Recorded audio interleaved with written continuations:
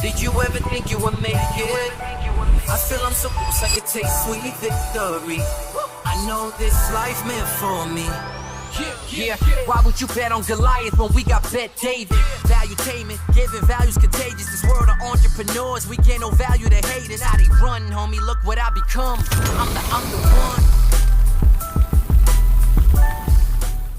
All right, episode 187, and it's a special one because of what happened yesterday after Attorney General Letitia Jackson, not LeBron James' cousin, like you were saying. No. Letitia James went after President Trump, a promise she made. We'll cover that. And civil fraud lawsuit.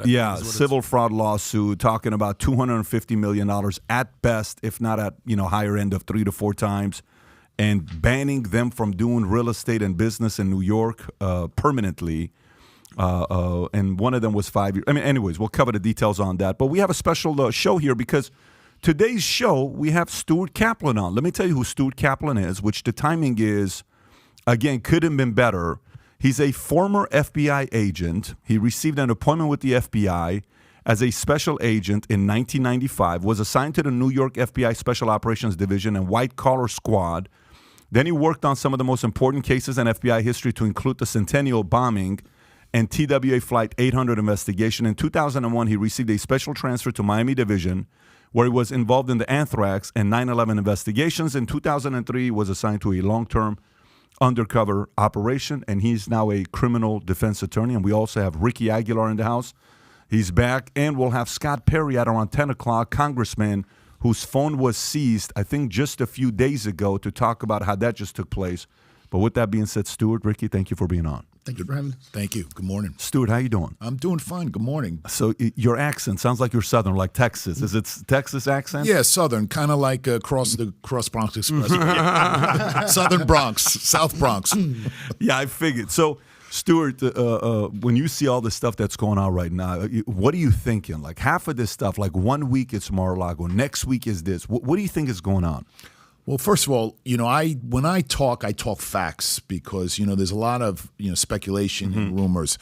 And so I tell people, when I go back to when I came out of the academy, and I remember there were 48 of us in a graduating class 95. Back in 1995. Most of the individuals, whether they were men or women, and by the way, I apologize, I hope I can use yes, there's still men and women in America. Well, I just read in the newspaper, if you come out of the Navy now or the Air Force, you can't refer to mom and dad. So I just want to make sure I don't piss. What, they have the seamen and not non-seamen, or how does it something work? like that. But most of us were A personalities, played competitive sports, a lot of military guys, special force guys, real hard chargers. And I saw quickly after 9/11 where the mission of the FBI changed drastically, where it became more of an intelligence gathering community. They started to recruit more intellectual type of individuals.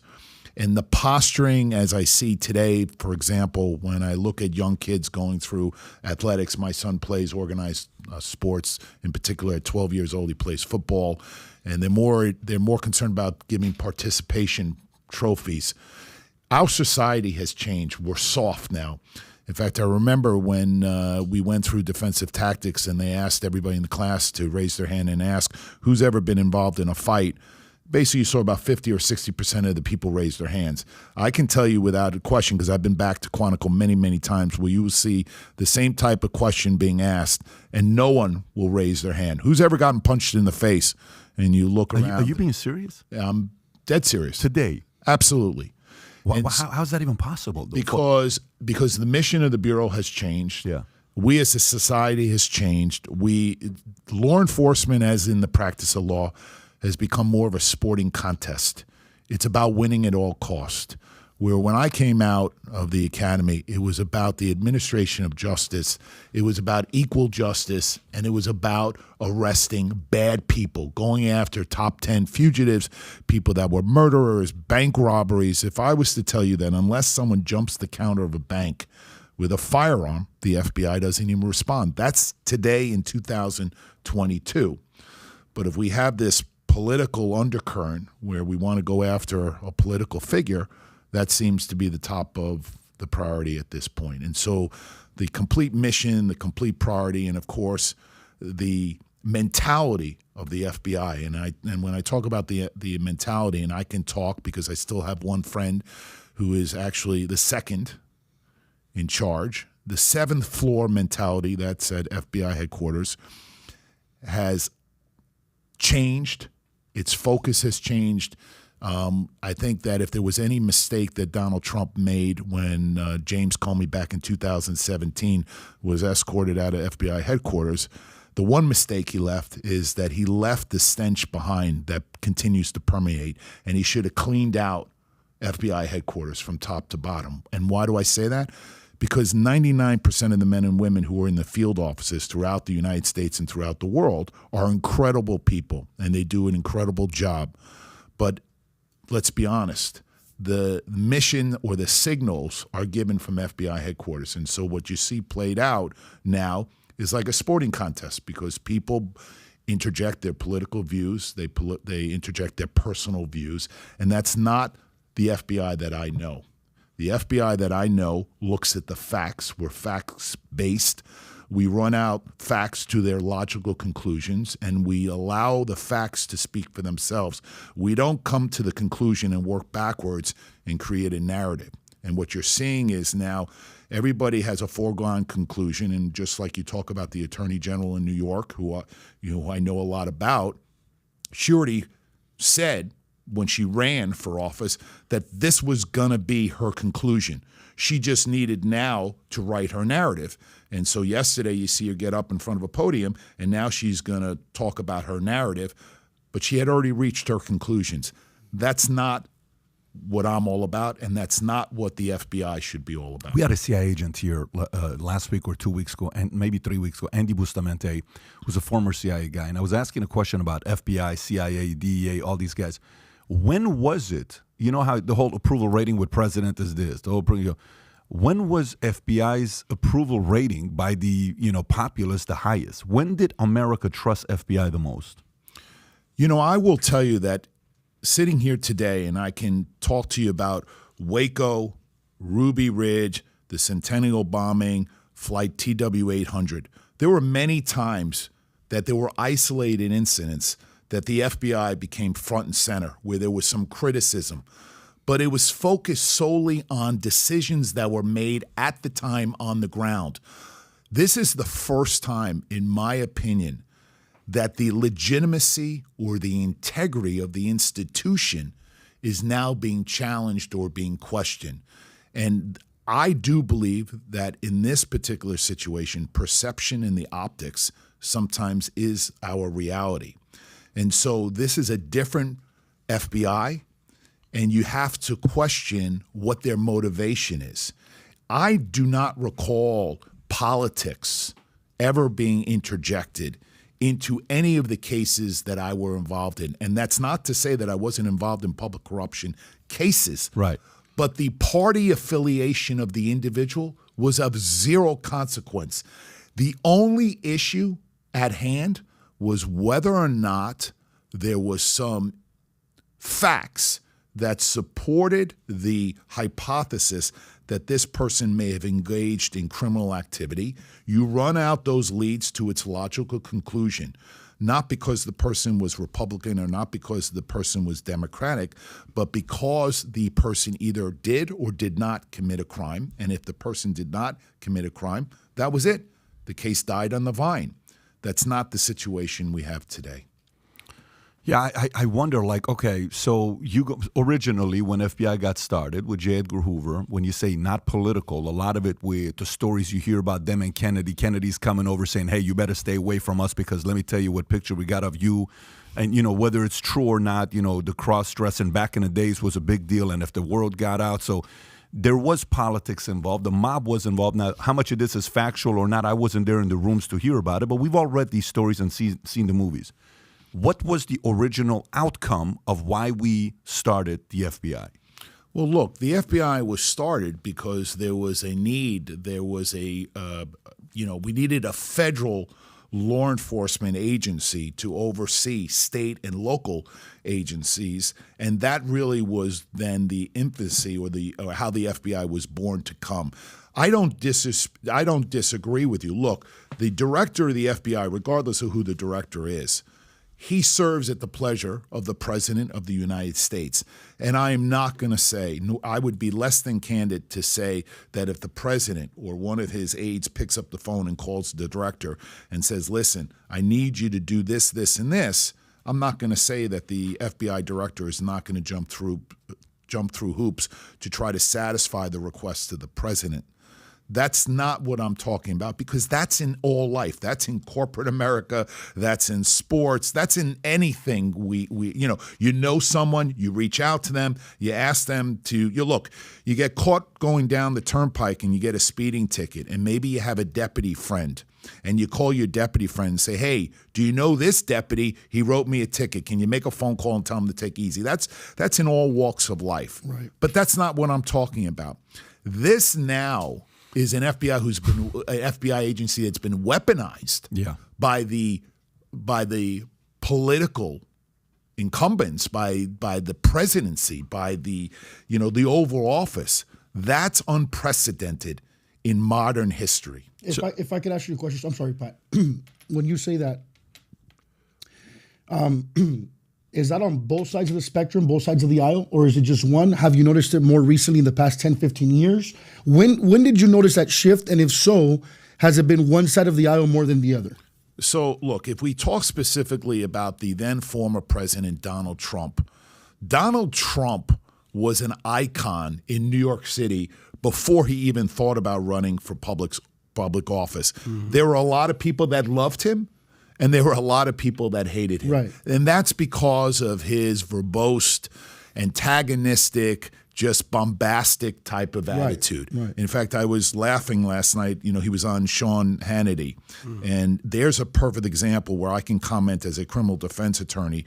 That's why sometimes he puts his foot in his own mouth, because the lawyers have no client control. Right. There is no reason why he should have gone on that program yesterday, given what was said earlier in the afternoon. But the bottom line is he was loved and he was hated at the same time. When he then decided to enter into public service or to enter into the arena to run for president, no one really took him seriously. Right. I mean, that's the reality. He was either the laughing stock, or as you saw quickly, people said, wait a minute, this guy may be able to go to Washington, D.C. and shake things up. Right. And then all of a sudden, the fear started to permeate. This could be real. This could be real. And for the first time, you have people like Pelosi or Chuck Schumer who've been there forever. Yeah. And by the way, they have taken full advantage. And even Biden, who's been there forever. And the interesting thing is when you talk about Biden, why don't we talk about the last 40 years that he was in public office? Let's talk about the lack of success. Right. He never did anything successful. Right. And the funny thing is, even when you talk about healthcare, and he talks about we're going to try to bring down healthcare costs. Well, how come no one ever refreshes his recollection when he stood up with Obama and they talked about you could keep your own, keep your own health insurance and it's going to be a lot cheaper? Well, all of a sudden that went out the door. And so for the first time, the institution that was so ingrained and was untouchable started to get really nervous that this guy's going to come in and he's going to kick us in our rear end and he's going to expose us for what it is. That's when you started to see people start to reach out and, for example, utilize the FBI. And here's a perfect example, the Attorney General in New York. This is such a meatball type of case. I mean, it's really meatball. Look, Donald Trump is a very successful businessman. I don't know anybody at his level who doesn't have teams of lawyers, teams of firms who are embroiled in litigation. That comes with success, right? Whether you're Donald Trump or you're someone else. It just is amazing. And by the way, those cases in New York, you would never hear about them. Right. They would be so quiet and they would all be resolved. Maybe a fine would be paid. Maybe there would be a disgorgement of some monies paid back.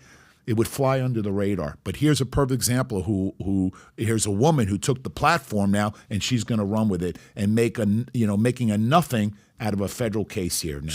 Are you basically saying? But I want to do this to finish this up, and then we're going to go into our friend James here. We're going to go into it here.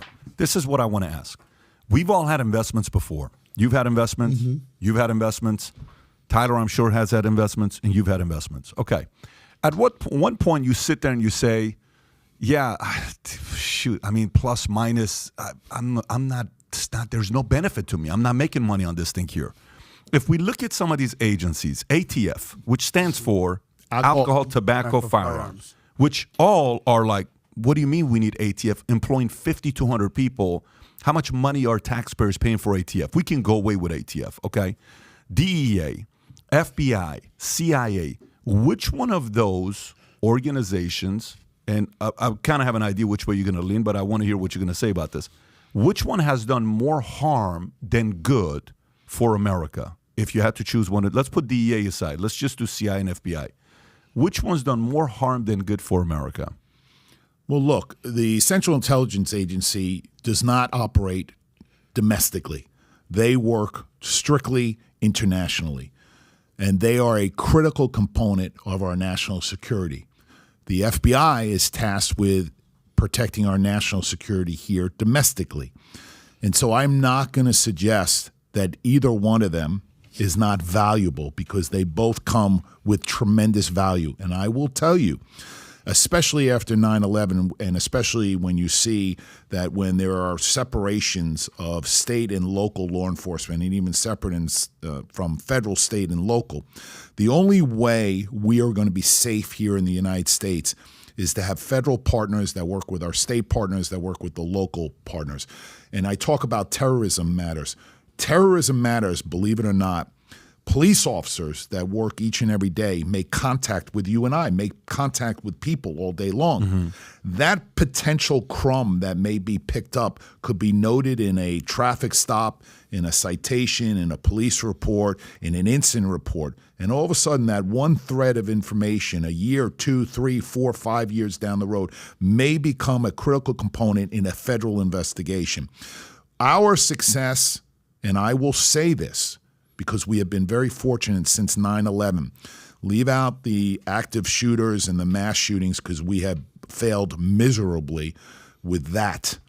But when you talk about domestic terrorism, meaning on the national level with not having another repeat of 9/11, the success has come with the FBI and all of the other law enforcement agencies working so seamlessly together, jointly, and sharing information. The breakdown prior to 9/11 is information was not flowing down. It was attempted to be flow up to the FBI, but the FBI was very scarce or very resistant to share information downward. We now work jointly. We're mostly made up task force agencies. That's why, and I do applaud the FBI for keeping us safe when it comes to our national security. So I don't think we could do away with the FBI. But with saying that, do I believe it needs to be retooled? And when I say retooled at the top, not necessarily at the field office level. The challenge then becomes accountability. Who holds who accountable? And, how do you prevent individual political affiliation and interest of getting in the way of what you do and what you look past of? I mean, it's a very, very difficult thing to do on how you hire people. Like a Peter Strzok, you sit there and say, you think this guy's going to take sides? Of course he's going to take sides. And yesterday, his tweet, talking about all these other people, but behind closed doors, the text getting caught. The concern for me becomes an organization that powerful with that much control to walk up to Scott Perry, congressman, which we're going to have here in a minute. I don't know the man. I don't know what he stands for. I don't think he's somebody that's on TV on a daily basis. But with what happened here, we'll talk about him. He's been on for the last few months. You're seeing him regularly with the insurrection and these different things. But to pull up, you're with your family, 3 kids, and like, hey, hand us your phone. For what? That's okay to do nowadays? There's a part of that that's a little bit concerning, where one side, that approach doesn't work, and the other side, it does. So it makes a lot of people a little bit uncomfortable to say, at what point can this happen to me, a regular? Some of us are immigrants. I was born and raised in Iran. People can come and talk to you about a lot of different things at any time, right? People can come and ask you for things and get away with a lot of stuff. We saw what happened this last week with a lady in Iran who was 22 years old. They're doing the anti-hijab movement, and they don't want to wear their hair covers, and 22 years old. They threw her in the bus. Her head hits it. She starts bleeding. She dies the following day. And then they say she died from a heart attack. Right. Yeah, a 22-year-old dies from a heart attack. But it's in Iran. They control the media. They control the story, and people on the streets can do about it. But in America, you wouldn't think America would get to that level. So my only concern is, what can we do to be a little bit more accountable? I know you say tools, but a level of accountability and trust to be increased. If the FBI was a company and they had a review online right now and they had to fix their reputation, man, I got a lot of work to do to gain the trust of the American people today. I agree, 100%. But you have to understand, and I'm going to go back to a perfect example just to put things in context as to why the FBI is not the same FBI that's recognizable, not only to me, but a lot of people that are similarly situated that have retired and still are there. When I got into the FBI, there was a fit test. The fit test was you had to run a mile and a half, you had to do sit-ups, you had to do push-ups, you had to do pull-ups. Do you realize now that the FBI Academy has done away with, quote-unquote, the fit test? Now, again, don't want to piss off any of the people that are listening, but let's be honest. You have to be fit because the job should be very physically demanding at times. Yeah. And what happened was there was a person who couldn't pass the fit test. They got recycled once, they got recycled twice, and then on the third time when they couldn't pass the fit test, they terminated that person. You know what that person did? Probably sued them. That's exactly what happened. They sued. And then you know what the FBI did? They said, well, it's a disability. The person's overweight.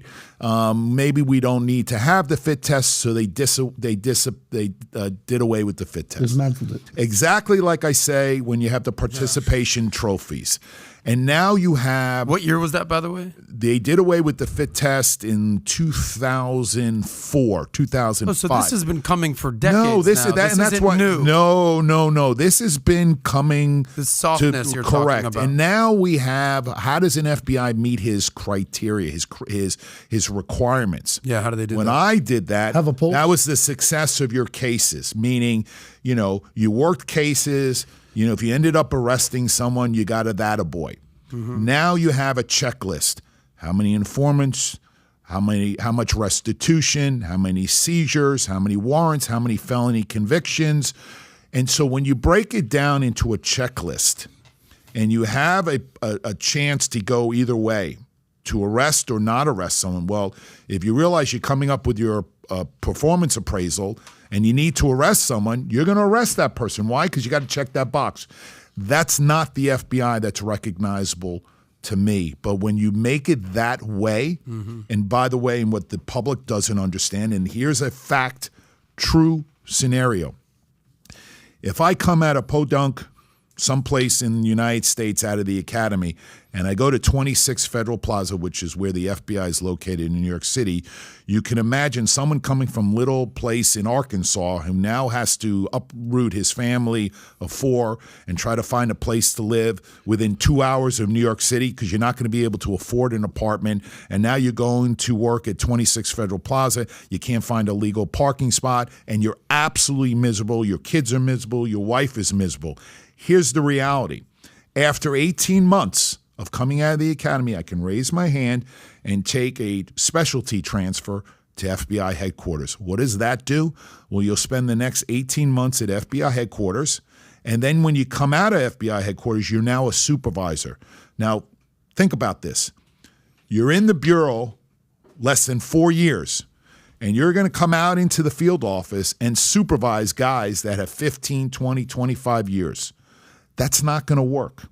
But you have these young kids that are doing this, and now you have this culture, this mentality, this social media. You'll keep in mind the kids that are coming out of the academy are driven by social media.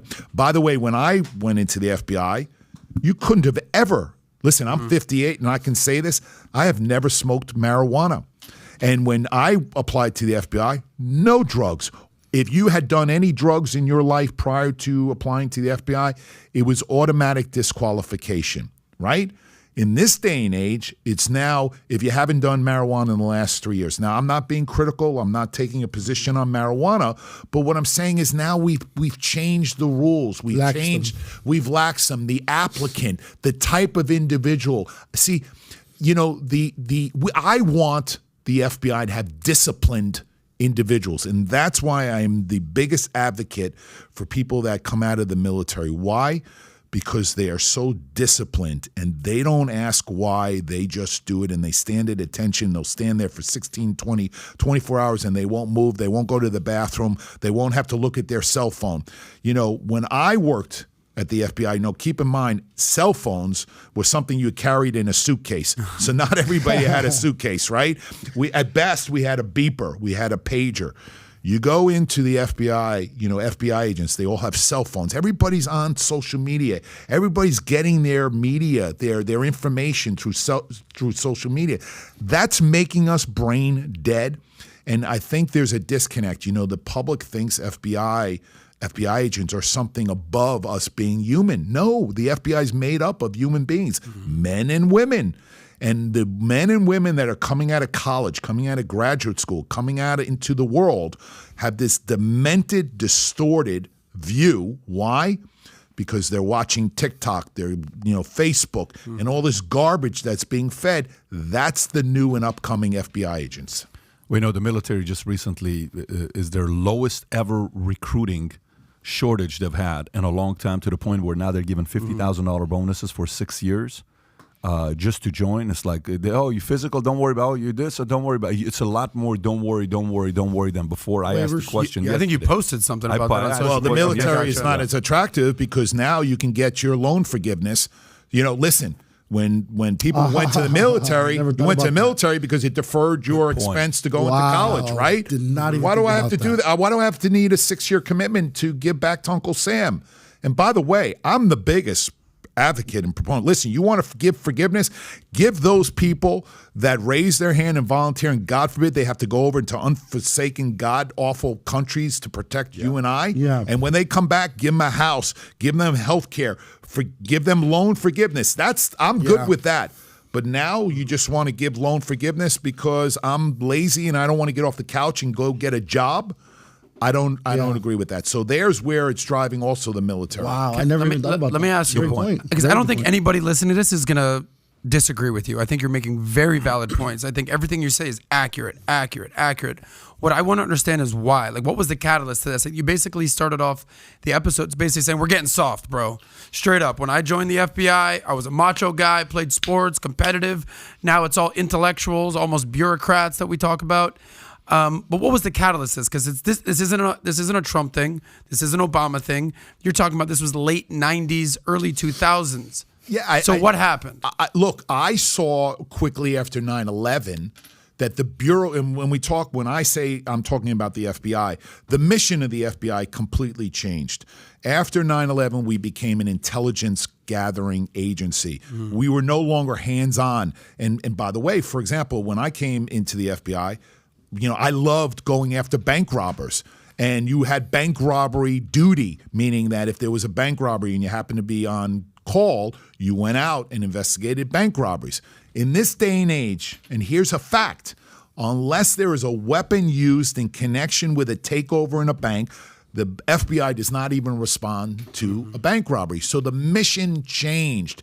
We became more concerned about, profiling individuals and less about arresting and investigating really bad people here who were seated in our communities that were drug dealers and human trafficking. And while you think that the FBI mission, those things are at the top, that wasn't the focus after 9/11. And so that's where I started to see the mentality change, meaning from the mission of the Bureau, and then the recruitment of individuals now who were coming into the FBI were different than I recognized when I came in to the FBI. And when did you retire from the FBI? In 2006. Okay, so you haven't been, so it's been 15 years plus years. So, but I'm hands-on there all the time, still have people that are there. And so I still have a pulse to understand, because the older guys,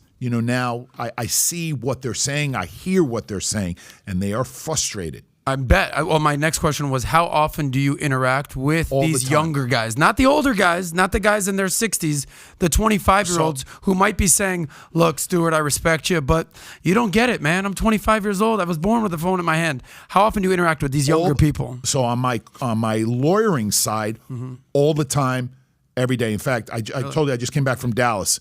It's a case that's being investigated by the FBI. Now, this case agent happens to be I think he's in 22 years. The guy is incredible.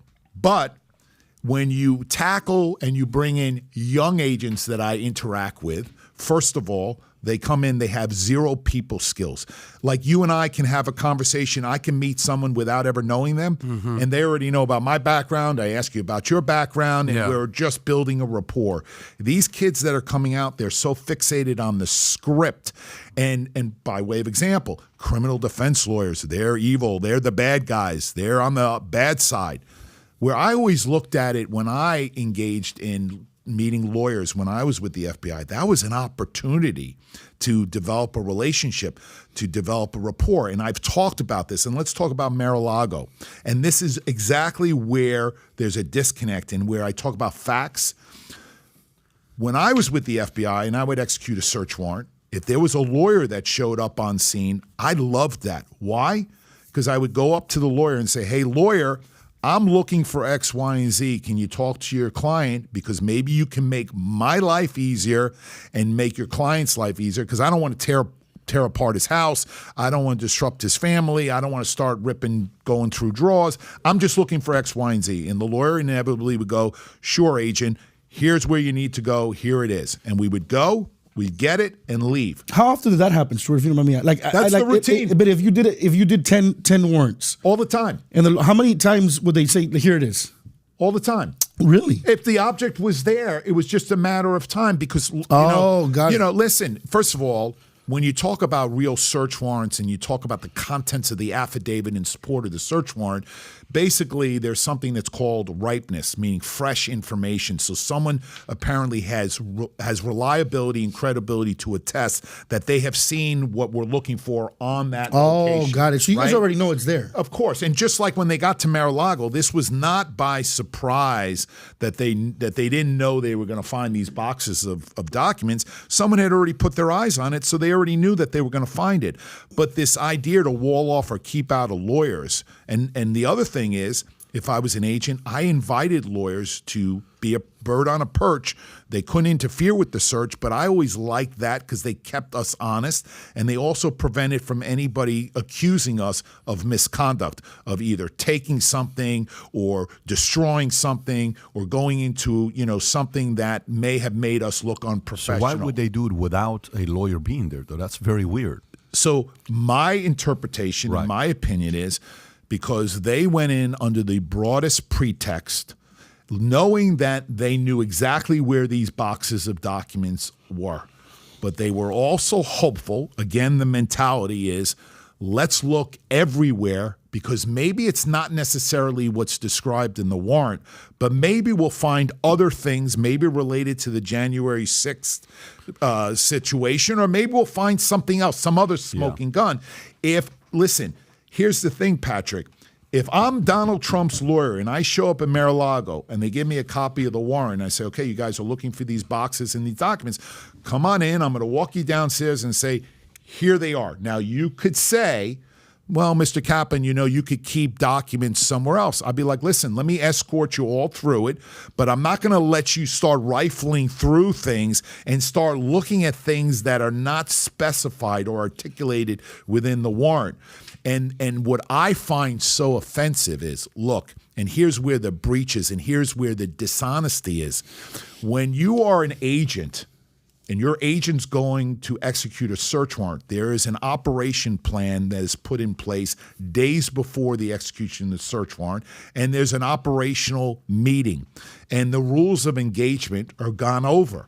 And so when you go into someone's house or someone's office, you don't just grab stuff and throw it into a box. You have to examine what you're looking at to ensure that you are legally entitled to take that. You can't just grab documents and throw them into So how a lot. did they? But that's the whole point. That's what they did. They came in with like a street sweeper and collected everything and figured, well, we'll go through it later. The breaches and the offense to me is now we know that there are indisputable privileged documents, meaning a lawyer, attorney-client privileged documents that in no way should have ever been seized. And if they were even being considered to have been taken, as an agent, I would have addressed it with Donald Trump's lawyers on scene and to either make an agreement on location. We're going to take the documents. They're going to go into a yellow envelope. They're going to be specially marked. They're going to go to a taint agent. We will not look at them, and they're going to be segregated. But you see, none of that was done. And whether it's one document or two documents, when you have that breach, when you have the violation, to me, it taints the integrity of the overall mission, and it makes you look dishonest. But to be able to do that means, so in FBI, there's got to be Democrats, Republicans, Independents. So right before they're about to do something, they came from Washington, D.C., Patrick. They were flown down. They had to leave their phones, and they were flown in, and then they were flown out. What does that mean?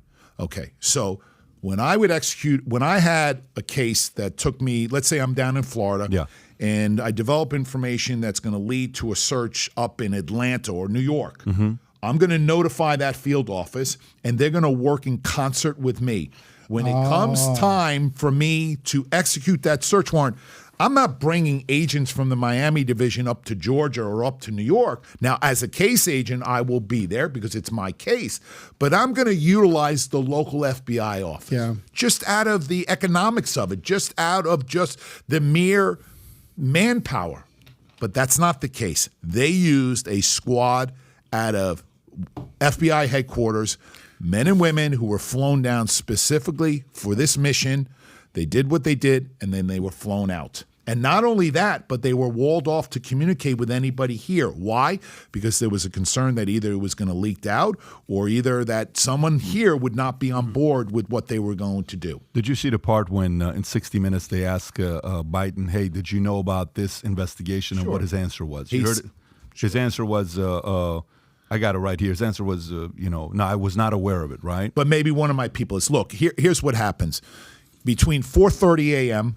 and 7:30 a.m., depending on the president's schedule, and I know that, again, fact-based, his chief of staff or the president of the United States is debriefed each and every day on the major events that are either ongoing in the world or that are going to happen, which includes the FBI director or his elector of debriefing the president or his chief of staff. There is absolutely no way that the president of the United States did not know on that particular day the FBI was going to Mar-A-Lago to execute a search warrant. How does somebody not push back and say, how's that possible? Because to me, if you're the commander-in-chief, how do you not know that they're about to rate the guy that was your number one competitor? How do they think the American people are this dumb? And let me take it from there. Obviously, you saw what happened with Attorney General Letitia James yesterday, right? I did. It's a very interesting thing, Tyler. I want you to pull up YouTube. Go to YouTube.com, and here's what I want you to do.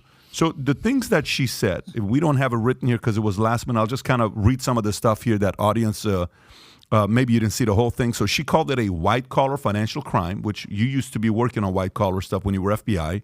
Falsifying financial statements, insurance fraud, issuing false statement to financial institutions, more than 200 misleading asset statements those years.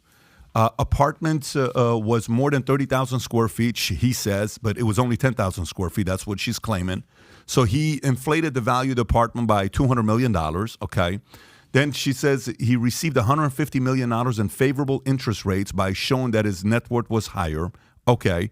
Mar-a-Lago should have been valued at $75 million, but it was valued at $739 because its top-line revenue of Mar-a-Lago is only $25 million. By the way, if Mar-a-Lago is really worth only $75 million, on the record, I just made a $75 million offer to buy Mar-a-Lago. If you're saying it's $75 million. And I'll go half-see with you. You want to do that? Let's do that. You and I will run it together. Yes. Yeah, it's a new location. I'll take a room. The complaint is a 280 pages long complaint.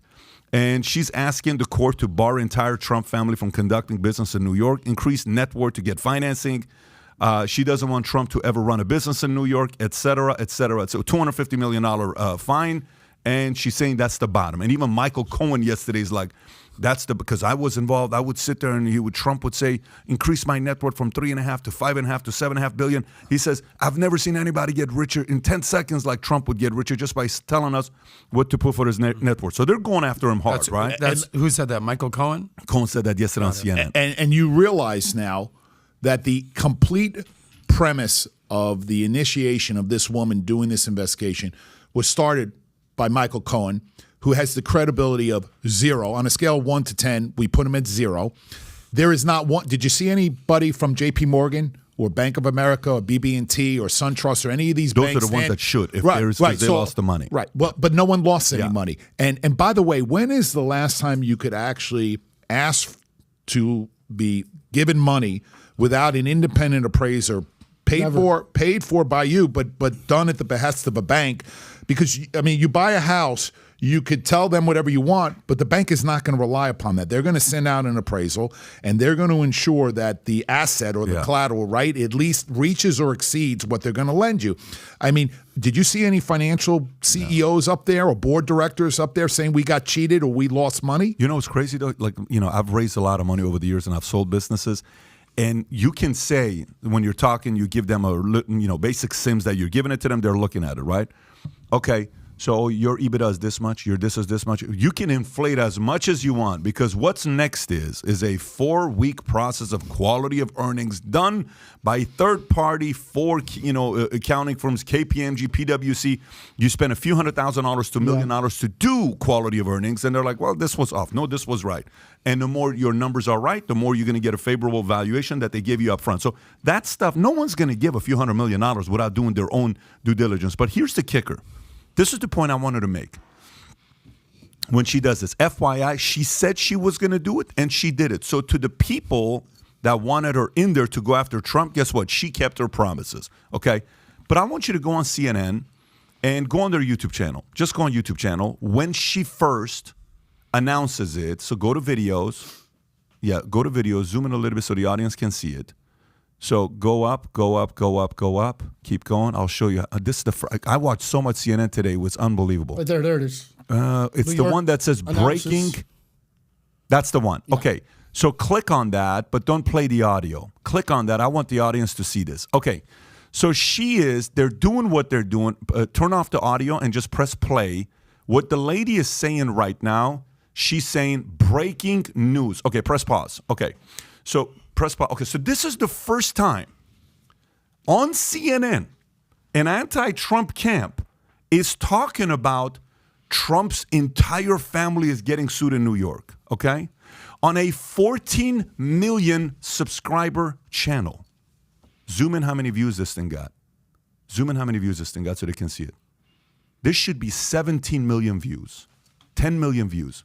You know what the American people are saying? Oh, we don't give a shit. Yeah, we're over it. But all I'm saying to you, if it was like when Russia happened, and what was the guy's name on Russia? I know we have information on what was the guy's name's? Adam Schiff. Adam Schiff, right? Yeah, Schiff. Peter Schiff's last name, Adam Schiff. So when he got up, you know how many views it got? Nearly 10 million views, 8 million views. The American people simply are sitting there saying, listen, man, get over it, move on. We understand you hate this guy. We got it that you hate this guy, okay? And we're fine whether he wins or doesn't, totally get it, but this is a little bit too much. Would you have guessed, Tyler? Adam, would you have guessed for something like this to get 341,000 views? Breaking news. Well, I just think it speaks to the credibility of CNN and what people are watching on there. For instance, a clip came up on my YouTube, just a little perspective. This is a 1 million subscriber channel. You familiar with this guy, Brian Tyler Cohen?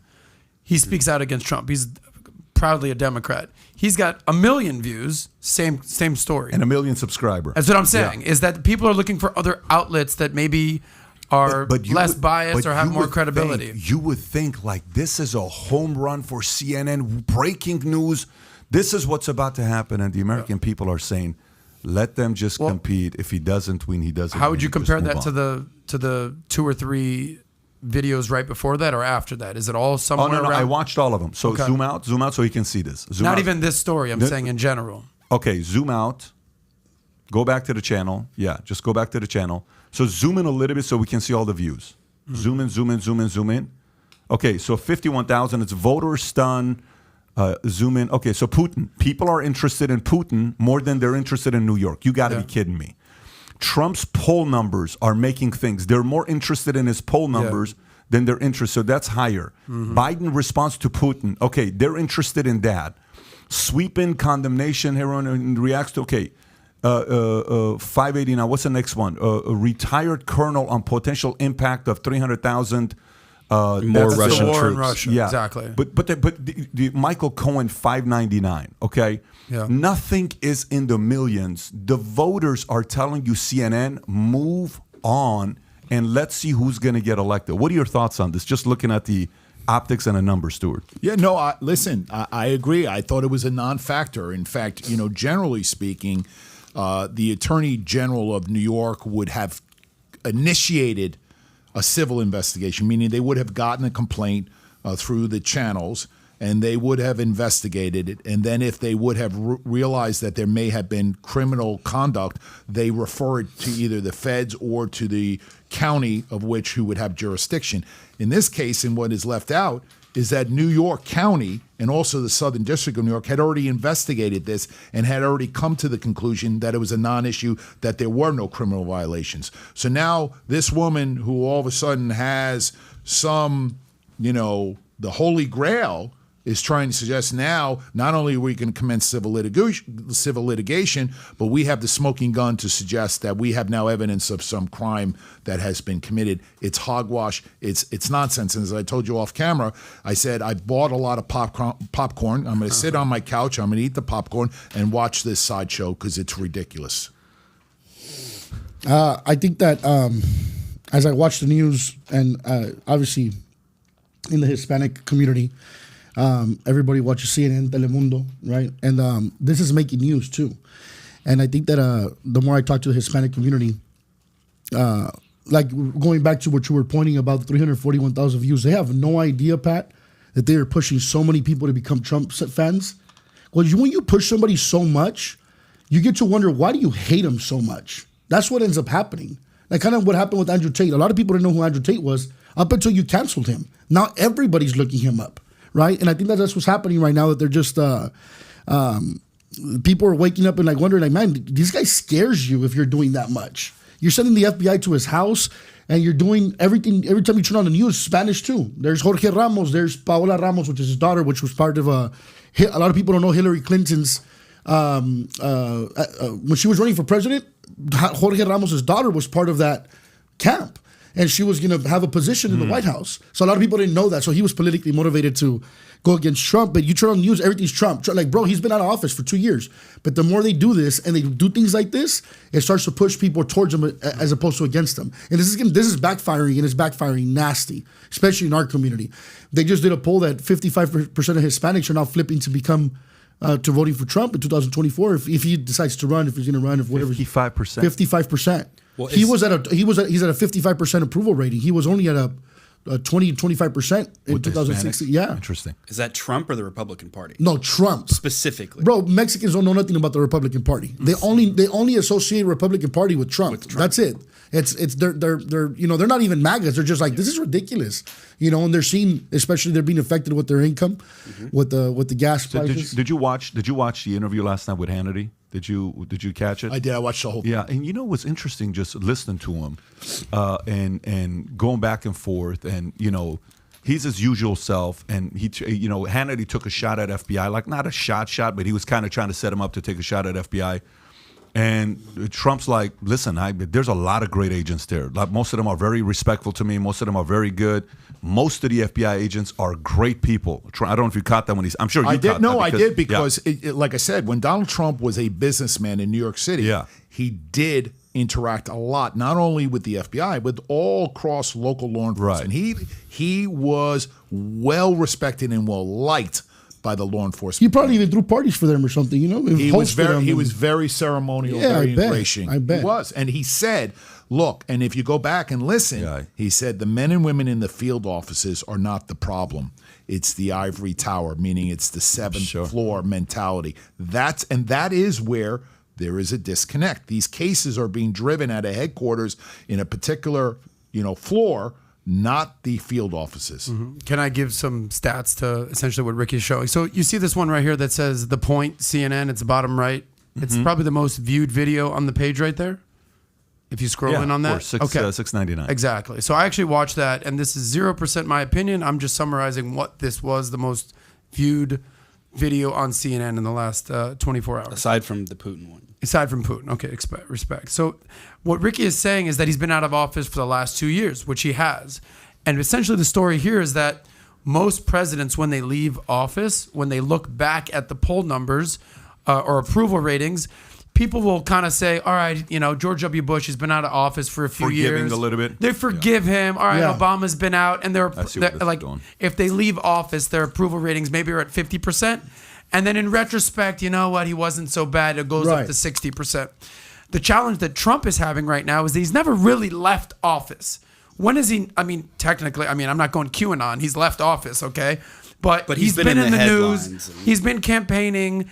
January 6th, Mar-a-Lago. He's not escaping the media attention. So the poll numbers reflect exactly what they were the day that January 6th happened. So if you want to, this is again, these numbers. I understand 1 million people have basically gone over to the Republican Party, a lot of Latinos. Everything you're saying is actually factual. But if you take this at its word, and I'm going to read some poll numbers, and obviously I'll give the disclaimer. I don't know if you can believe poll numbers. How much are they right? How much are they accurate? So I'll just read you the numbers. Nobody's asked me. And you can extrapolate. Exactly. I've never been asked the poll numbers. But the poll numbers basically show that Trump still remains very unpopular. Here are the numbers. So this is NBC. And also Quinnipiac. I don't know how much credibility you put there. Again, not my opinion.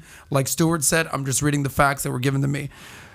This is national voters. 34% have a positive outlook on Trump. 54% negative. That's NBC. That's national registered voters. Now, according to Quinnipiac, it's the same positive, 34% favorable, 57% unfavorable. Essentially, 1 in 5 have a very positive outlook on Trump. 46% have a very negative outlook on Trump. And the major factor is all the January 6th coverage. Again, I'm summarizing what he said there. I think they're knowing who to ask. Because if you ask 10 people that believe things like you, you're gonna have 100% approval. You're not asking us. Nobody's asking us. Nobody's going to come from our community and asking us, or our communities. Nobody's asking us. Okay. It depends. Look, if you want to dismiss the numbers, I can't tell you to believe them or not believe them. I can I'm give you. summarizing. Let me tell you what polls who you're I asking. don't trust.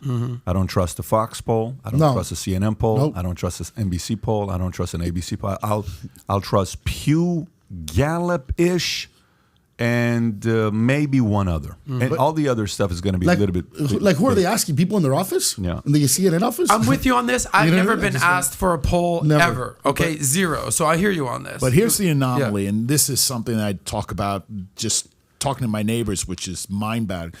When you go to the gas pump, they don't ask you before you put your ATM card in, are you a Democrat or a Republican, right? Right. You pay the same ungodly amount. I just filled up, I think it was $5.29 a gallon for premium, right? It's $7 a gallon in premium in California. Okay, yeah, so pick Stuart, whatever. you're not going to get any sympathy from Yeah, Ricky. okay, That's so Ricky, California, so you brother. got- so here's It's where I'm way going. worse out So there. here's We've where got I'm it going. good in Florida. All right, so let's, whatever it is, here's what it is. Yeah, that's the point. As Trump was asked last night by Hannity, gas prices were below $2 when he left office. Prior to him leaving office, I think he said in November or October, they were like $1.89. What is amazing to me is if I talk to someone who is so steadfast hatred for Donald Trump, this is unbelievable. And this is where you have to say cuckoo. They hate him so much, they rather pay the $5. pay the $7 to $5 for gas than to have gas at $1.50 or $1.89. Yeah. Now, here's the other thing.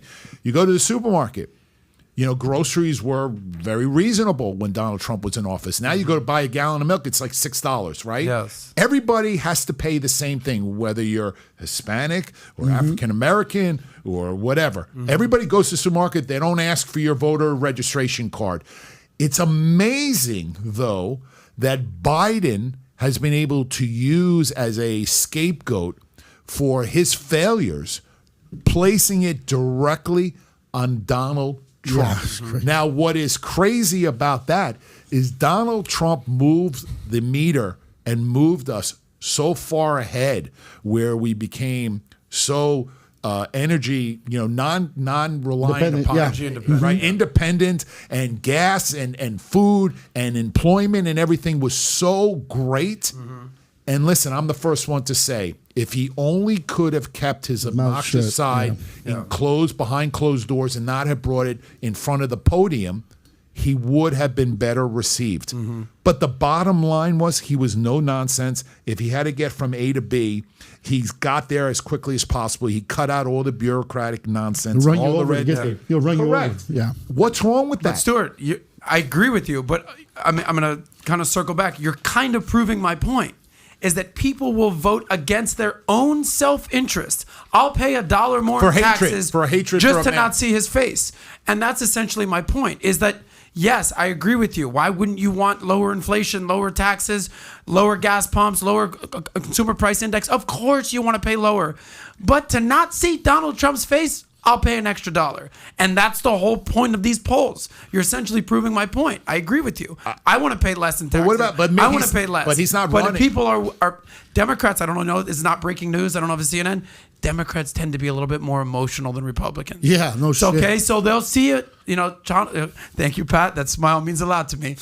They see Donald Trump and they get triggered. Whether it's right or wrong, it's fact. It happens. Okay, I'm learning. I'm reading Stoicism. I'm trying to be less emotional here. But Democrats haven't come around. Hold it together, buddy. It's going to be Trying all to right. my Take best. a quick woosah and we'll be all right. Okay, we have a guest that just joined us here. Congressman, U.S. Representative Scott Perry from Pennsylvania's 10th District. He's a retired Pennsylvania Army National Guard Brigadier General who just recently, the FBI came up to him and asked him for his phone, and we'd like him to share that experience with us. So, Scott Perry, thank you for being a guest here on the podcast. Well, thanks so much. I sure appreciate it. Look, it's not something you aspire to. We get 1 month of the year that we can kind of plan to be with our family, some of it, and that month is August. So my family, it's expensive, but we all pitch in and we rent a little house down at the beach, at the shore, down at the Jersey Shore. And we spend, time with the kids, with their grandparents and their uncles and aunts and those type of things. And of course, you don't expect a knock on the door at 9 o'clock in the morning at the shore house, because you're there with people and people that know you don't knock on they just come in. So I answered the door, and of course, I'm greeted with three guys in suits at the beach, which is kind of out of character. So. They said, "Good morning, Congressman. We're here to take your phone." I just happened to have the phone in my hand, and I said, I put it in my pocket, and I said, I'm not giving you anything until you prove that you have the authority to do that. And of course, look, I looked through the paperwork, I looked through their badges, and so on and so forth, and they started asking me questions. And look, I'm a guy who grew up revering the FBI, the CIA, people in uniform. So this is so out of character, but of course, I'm living in the world of today in America. So when they started asking me questions politely, I said, "Look, I got nothing to say to you people." And so, we went through the process. They give me a receipt, tell me they're bringing it back, today when they're done taking an image of it. And they said, "Do you have any questions for me?" And I said, "Yeah, I got a question for you. How did you find me here?" Of course, I know how they found me there. They're holding in their hands now how they found me there, but I wanted them to say it. And the gentleman kind of got a smirk on his face, and he said, "It's just what we do." And he said, "We'll contact you when we're ready to, give you your phone back." And I said, "Well, I don't have a phone to contact me, so can you call my chief of staff and let her know so she can let me know? Call my wife or what have you." But what I didn't want to have happen was have the FBI knock on the door and have my elderly, in their 80s father-in-law and mother-in-law have to go to the door and deal with that. It's not appropriate. And they said, "Well, what's her number?" I said, well, I don't know. It's in my phone. And the guy says to me, well, it's not like we're going to go rifling through your phone. I'm like, you got to be kidding me. I said, look, I don't give you authorization to do anything, but I give you authorization to get my number from my chief of staff out of my phone. Hours and hours later, my father-in-law is calling my wife. We're down at the beach with my kids. And he says the FBI's here. So, great, you know. So I pack up, you know, look, I'm a typical dad at the beach. I got a cart with all the kids' toys, the blanket, the umbrellas, all that, chairs, all that stuff, right? I pack it up like a packed mule. I send my kids back to the house. And, you know, I start heading up the street. You know what I'm looking for. Not hard to find at the shore. Black SUV parked on a side street. I stop pushing my cart. I walk over towards the vehicle. Of course, all these guys jump out, walk up to me with paperwork, my phone. I said to the gentleman, I said, sir, why could you not honor your commitment? He said, what commitment was that? I said, the commitment you made to call my chief of staff instead of bothering my father-in-law and my mother-in-law. He said, well, we couldn't find her. Oh, come on. I thought that's what you do. You know, so that was my experience. You know, they took an image of the phone, and I'm sure, look, I'm sure they're trying to do the paperwork to say they want to look inside the phone at this point. But unfortunately, I'm a little skeptical living in the world today, watching what's happening. I'm sure they have everything they need off the phone to start with. Now, you said a lot of things there. One, you said you asked them how they find you, and you said, I'm sure I know how they found me. I want to say, are you insinuating that the phone and working with an Apple or whoever the phone company is, they located you that way? Is that kind of what you're thinking? Yeah, that's exactly what I'm thinking. It's not like I announced to the world, hey, I'm going to be at this address out of town on this day. You know, we live in a dangerous world. I got young children that I'm trying to shield from, you know, the rampant crime running across America right now, courtesy of the leftist Democrats. So I don't announce those kind of things. I tell people after the fact, hey, I was just at so-and-so. Right. This is what, you know, but it's after the fact.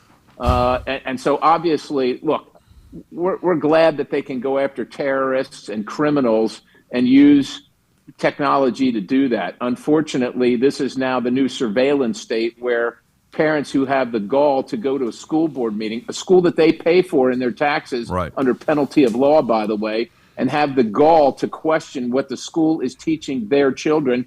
You know, the FBI and the Department of Justice puts a threat tag on them. That's the world we live in today. Now, to follow up with that, you know, are you Droid or are you Apple? What kind of a phone do you? I've got an iPhone. Okay, so you got an iPhone. I remember, you know, when the whole San Bernardino thing happened, I don't know if you remember how much heat Tim Cook got for not giving the information. And recent book that just came out called After Steve, meaning after Steve Jobs, they specifically talked about how the government didn't like Tim Cook because he was close with Trump and he was close with both presidents. And they're like, how is it that you're going to be close to a guy like that? And it's going to listen, this guy calls, I deal with him. So, and Tim Cook, most people don't even know, he was a former Republican is what he was, Tim Cook growing up. I know that's going to sound strange, but that's a complete different conversation. The other part of it is, so, you know, they said they're going to bring the phone back. I'm assuming they haven't yet brought the phone back. No, they have. They have brought it back. And how much after did they bring it back? How many days after did they bring it back? Well, they said it was going to be a couple hours. It was the length of the whole day, which quite honestly I didn't believe a couple hours. But why say a couple hours? It's going to take all day. I mean, why not just be truthful about it? So how about this now? Now that you experienced that, have you changed your approach and philosophy on how you're, you know, handling your phones? Because, you know, most of the time, a lot of people have two phones, you know, especially people in your kind of a position, you have to have two phones. One is going to be work and personal. Has anything with your approach changed? Quite honestly, it hasn't. Look, my life's an open book. I don't say anything on the phone that I wouldn't say publicly. You know, I objected to the electors and I explained to the world why. I called for investigations. I called for audits. I explained why. Those positions haven't changed. What my concern, so I'm not concerned about what I've said on my phone. What I've said, I can't control what other people send me, number one. Number two, I absolutely can't control what the FBI, the Department of Justice, the CIA, the NSA, any of those three-letter alphabet organizations will put on my phone. I can't control that, and neither can anybody else. Yeah, that's not comfortable for me because No, it's no of course one's not. it's no one's business to see what I'm telling my wife, my kids, that Sure. part. There is zero. I am zero tolerance for that. Now, let me ask you, what happens if you don't give the phones? Let's just say the FBI does show up and you're like, I'm not giving it to you. What would they do to you? I think they would turn you around, put you in handcuffs, and haul you away. Look, that's that what would happen? that's the new police state that we live in. Understand, on this phone is attorney-client privilege. I asked them.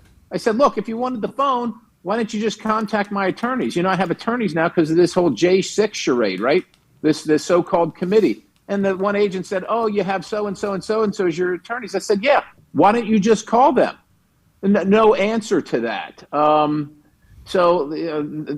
Again, this is the world that we live in, and you just got to live that way, knowing that at any moment this could look. They're after me at this moment. They're after Mike Lindell, Donald Trump, John Eastman, Jeffrey Clark. You name it. The list is long and distinguished. But that's us today. It's going to be everybody else, and they just hired 87,000 or paid to hire 87,000 IRS agents. Do you think they're going after the guy that owns Amazon, Jeff Bezos? Do you think they're going? Yeah, they're not going after Mark Zuckerberg. They're coming after people that pay some guy $25 to cut the lawn.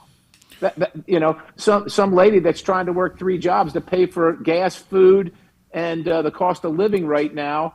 Who then said, well, I'm not at home, so I'm going to hire somebody for $20 to clean the house. That's who they're coming for. So it's me today, it's you tomorrow. Congressman Stuart Kaplan, former FBI, now practicing attorney. Question, was the legal process to get your phone was a search warrant? Yes, it was. All right. Now, yes. Congressman, because I've been in that situation, I will assume the technology that's out there that the Bureau uses is called Cellbrite, and that's a software that will mirror your phone. I assume the conversation went something like this. Listen, Congressman, let's make your life a lot easier. Give us your password, because if you don't give us the password, we're going to keep your phone infinitum. It may take us up to a year or 2 to crack that code. So I assume you realized that I would need my phone back, so you cooperated and gave your password. Is that correct? Essentially, yeah. Did I script it almost exactly? Yeah, well, I mean, sounds like he knows what he's doing over no, here, guys. and so you realize, though, sir, and I would have counseled you, though, and that's only because I've been there. I would have said, listen, agents, good to meet you. Go pound sand. Here's my phone, but I'm not giving you my password, and good luck cracking that code. By the way, on cracking an Apple iPhone, probably a year, maybe even longer. And by that time, who knows what happens. But listen, in any event, I just wanted to make sure I understand the legal process. Now, I have a question for you because this will maybe cast some information that may assist the viewing audience. You were left a copy of the warrant. What district or what jurisdiction was that warrant issued out of? Well, I can't remember. I don't know if it was in New Jersey or Washington, D.C. I think it was in Pennsylvania. And they went to where you were in Pennsylvania, got that warrant. Okay, but I think so. I'm not a lawyer, so look, and I don't travel with a lawyer. I appreciate your counsel now. I wish I had taken you to the No, but he's for hire there, Representative. normally they'll have a AUSA's number on it that if your lawyer has any questions, you can contact this AUSA. I assume it was a 202 number. Someone in D.C., someone out of Justice, DOJ. I think so. And I guess I could have said, before I hand you the phone, let me contact my attorney. No, I understand that. No, and Congressman, and listen, again, because we're having open attorney-client communications at this point. Now, I'm joking, but do I understand, and this is what would begrudge me, and again, this goes to my point where I think the Bureau has really taken a bad turn here. Congressman, and by the way, you don't have to answer this. I'm making light of it because I probably already know the answer. Do I understand that prior to the agent showing up at your beautiful vacation retreat, your lawyers or you had zero contact with anybody through DOJ telling you or asking their curiosity to just sit down and talk to you about what may be in your phone? This was just off. No contact whatsoever. Yeah, so, Okay. you know, the day they showed up was right. the day I learned about it. Right. No, and there lies the rub with me, and I will tell you that, you know, in addressing and investigating political figures such as yourself, it goes to the highest level up to the director of the FBI. And when I Sure. say up to the director, there's got to be 20 Indian chiefs in between the director and who has to sign off on that. And that's where begrudgingly I have a problem, because so many eyes had to have seen this, and the optics and the perception is so bad and just is so distasteful that someone like yourself, who now has said, and I think I've heard you say this, I'm an open book, whatever I would say on camera or off camera is going to be the same. So I assume, Congress, if anybody had any interest in talking to you, you would have sat down and told them what you would have answered their questions. If the Department of Justice or FBI would have called my attorneys and said, look, we want to sit with the congressman, we want to look at his phone or whatever, it's not the J6 so-called committee, which is a sham, right? That's a one-sided star chamber that already has determined the outcome before they ever talk to anybody, right? But this is different. No, a but level the call playing was never field. made. Right. And if I can add this, because this is something that you will find, I think, particularly interesting and egregious, the Inspector General. We found out the Inspector General was involved in the decision to come seize my phone. The FBI and DOJ Inspector General. And the how do you like that? Well, I'll tell you what the reason is. The reason is because after the fiascos that have been going on and on and on, there is now an Inspector General investigation with respect to the ethics and the integrity of what's going on in at the FBI headquarters. And but this is the day after they raided the president's house. The Inspector General was involved in the seizure of a sitting member of Congress's phone. And I don't say it that way because I'm better than anybody else. I'm just Citizen Perry, right? But at the same time, they know that there's attorney-client privilege on this phone because they know it's my personal phone, and they know I have an attorney. So says the FBI agent that I spoke to on the street. But also I'm a sitting member of Congress. And in the Constitution, there's this thing called speech and debate, which protects the legislature from the king, from the executive branch, because the king or the president isn't supposed to be able to intimidate or coerce legislators to do what he wants, to bend to his will, to bend the knee, and to not say things on behalf of his constituents. And of course, they're trying to pierce that veil right now. And I'm alone out here in the world trying to hold back the kingdom of President Biden against a couple hundred years of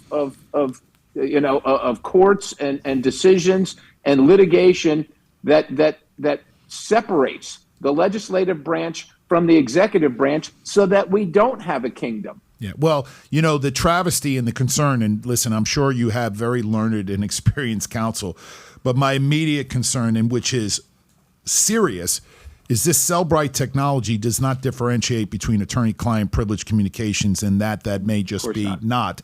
And the problem with that is you realize that a case agent or the evidence response team is going to go through each and every communication in that phone, whether it's privileged or not. And there lies the rub, where you would have and should have had the opportunity to have your lawyers say, look, I'll tell you what, we're going to segregate the congressman's phone. We will download the phone mutually at a mutually agreeable time and location.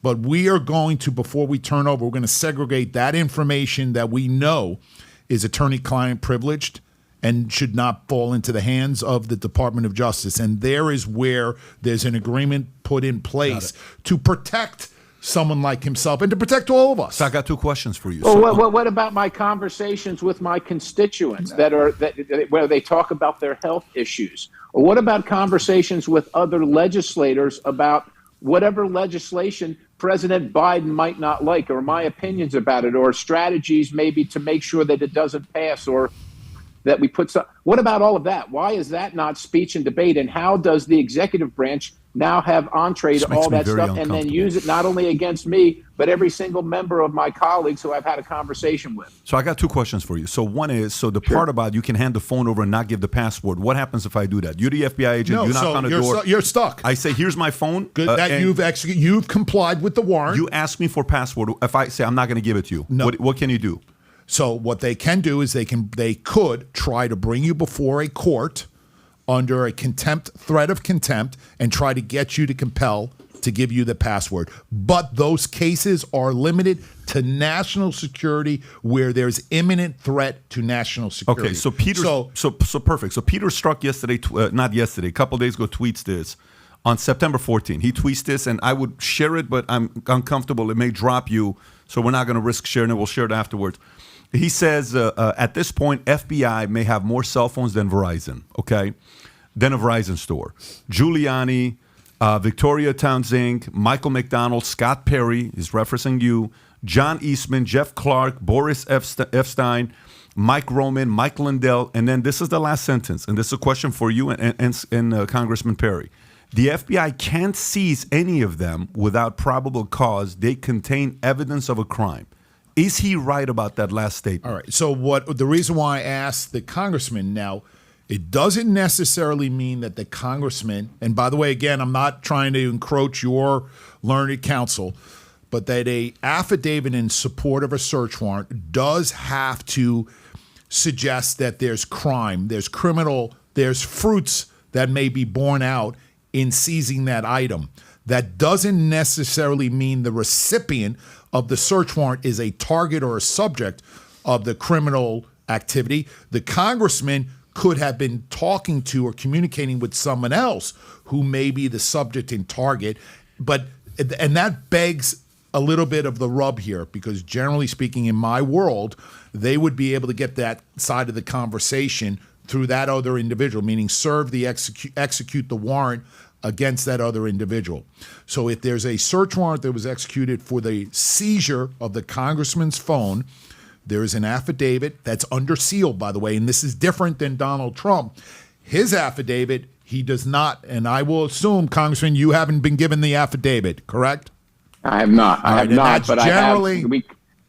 Go ahead. But we confirmed that day with the Department of Justice. My attorneys confirmed that I am not the target of the investigation. So didn't stop from taking the phone. So that tells me then someone that he was talking to, or allegedly, someone he was communicating with, is a target or subject of a criminal investigation, and either their content of that communication is unavailable or no longer available, and the only way they were trying to then get that communication was through this witness. So the congressman at best would be a witness. So then that's the last question, and then Congressman Perry, if you got any final thoughts for the audience or any rebuttal on what I'm asking here is, so what if in that moment the 3 FBI agents are standing in front of the New Jersey waterfront home that he's on vacation for a month, in the month of August? It's August 14th, I believe is the date. What if in that moment he says to one of his kids, hey guys, can you go to the garage, grab a hammer, bring the hammer out, and I start breaking the phone? I think somebody's done this before in the past. What if he starts breaking the phone right in front of the FBI? He'd be immediately arrested and charged with obstruction of justice immediately. How come that didn't happen in the past? Well, look, the difference is, and I know who we're talking about. Of course. Okay? Sweetheart. So she was not the recipient at the time she took chemicals in a sledgehammer to destroy a computer server. Had she done that in realizing that a search warrant was imminently being served upon her and did that, that individual will be charged with obstruction and tampering and destroying of evidence. I was trying to give you an idea, but apparently that what she did in the past, that wouldn't work for you. You had to hand the phone over. Final thoughts, Congressman Perry, with everything that's going on right now, with what they did with Trump yesterday. I'm sure you saw that as well with, Attorney General. What are your thoughts with that taking place, specifically last 24 hours? Look, the tyranny is just going to ratchet up. If people think that this is going to slow down, unfortunately, I think they're wrong. This is just beginning. And while today, they're breathing easy because they're at work, and it's Perry, it's Trump, it's Eastman, it's all the people, Victoria Tensing, all these people that you name, it's their problem. Tomorrow, it's going to be your problem. If you don't get it, this tyranny that is sweeping across the country, it is you, the Democrats, the leftist Democrats have now weaponized the instruments of federal power and are using them against their political rivals in the United States of America. It's why people whisper when they give you their opinions. It's why people don't want to be involved. They don't want to come to events. They don't want to be associated with, political parties or political candidates. This is a breathtaking departure from the First Amendment, the Fourth Amendment, you name it. The Constitution is being shredded before us. And if we're going to save it, people of courage are going to have to be willing to stand up and prepared to take what's coming. But we're all going to have to lock arms and fight this together. Well, listen, next year in August, if we find out through our own intel team, if we know where you are for vacation, we will send an Uber Eats to your front door with some lobster, some bone-in ribeye, some foie gras, and we won't be asking for your phone. But Congressman Perry, thank you so much for making the time for being a guest here on the podcast. Thank you. God bless you. Keep fighting the fight. Take care. Bye-bye. So literally, if they do come, I can say, here's the phone, but I'm not giving you the password, and you're fine. Fifth Amendment. No entity, no one can compel you to give testimony against yourself. Yeah, you can't self-incriminate. So, and it happens all the time. And those smart individuals, those individuals that are informed, say, sure, go ahead and take my phone. I'm not going to give you my password. And I will tell you, it is extremely disruptive and frustrating to an investigator. So you advise them not to give the password whatsoever. I'm not going to advocate anything, but I will tell you this from my own experience. So listen. Now here's fact-based versus fiction. Yeah. Okay, I'm special ops, and I've been tasked by the FBI to surveil someone and capture that individual's password while he's entering that password, or to see if I can obtain that password in a public view, meaning I'm not invasion of privacy, I'm not violating the Fourth or Fifth or Sixth Amendment, but maybe the congressman is in, I make a phone call to the congressman when he's in the supermarket and he takes his phone out because I know I have someone giving him a ruse call, and I'm looking over his shoulder and I can see what password he puts in. Done all the time. Can you use cameras to? I can use anything I want as long as I'm not invading your legally protected right of privacy. So hence, if you're in a place that has video surveillance, for example, this room. We've got a couple videos in here. Okay, and I put my password in, there is no expectation of privacy. Now, I may think, maybe, but if someone captures my password and listen, I need that password to get into your phone, there you go. Done all the time. Now Ricky's not going to miss under the table. Done all the time. But let me just tell you how this plays out. Okay? Again, fact versus fiction. Anytime we would target public officials in public corruption or high-profile cases, you understand, very different than a Donald Trump individual, this congressman had to weigh the equities of the optics himself and the perception onto himself if he did not cooperate with the FBI. Because think of the headlines that would be across CNN or the New York Times. Congressman executed search warrant, but fails or refuses to give his password. Comply. What's the conclusion then? He's got guilty. something. He's got something to hide. Yeah. Of course. You see, but listen, I still believe in our forefathers, and I still believe that all men and women are innocent until proven guilty beyond a reasonable doubt. And the fact that someone has a lawyer is in no way consciousness of guilt. And especially with the way the landscape is, you should have lawyers to keep everybody above board and the landscape even. That's why the scales of justice, by the way, have a blindfold. The lady of justice, you know why she has a blindfold? Because she doesn't look at the individual. The scales are balanced because we're blinded. Yep. We just follow the facts. Well, listen, I have some people I've interviewed in the past before that would want to have you as their attorney. Yeah, that's for sure. So we may make an introduction, but only if they can afford me. What's the retainer? It's gonna be a decent sized retainer. Okay, he lives in Palm Beach. He's you have to come. So I want to play devil's advocate and go to a completely different side with stories. One with Bill Barr, one with Ben Shapiro. Let's start off with Bill Barr. Okay, so Bill Barr comes out and says the following. He says Trump likes to call anyone who disputes false election fraud claims as a rhino. Former U.S. Attorney General Bill Barr was responding to a rant Trump posted on Truth Social in which the former president said he had no guts and was a weak and pathetic rhino who was so afraid of being impeached. A rhino for him is anyone who disagrees with him with the election was stolen, he rebuked. He then recalled his childhood when he passed out leaflets supporting Barry Goldwater, the Arizona senator who was known as one of the forefathers of the modern conservative movement, As someone who handed out Barry Goldwater literature when I was 14 years old on the Upper West Side, it's a little silly to say that. What do you think about what Bill Barr is saying to Trump?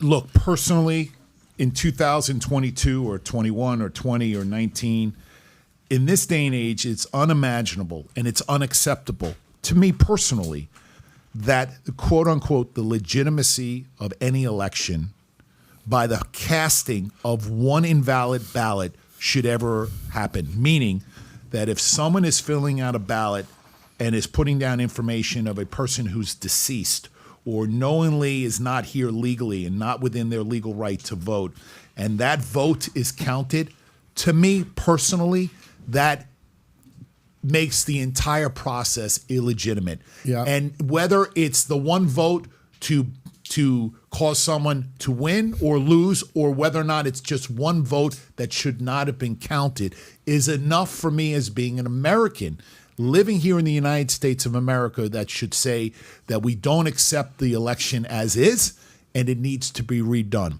And just by virtue of when you go to the airport, you have to show a passport, a photo ID, facial recognition. This idea that I need to have an ID to prove who I am and that I am within my legal right as an American to cast a vote. And this idea, and again, please hold the hate mail, please, that in some way that's racist. I just can't accept that. Everybody who lives in the United States should be fundamentally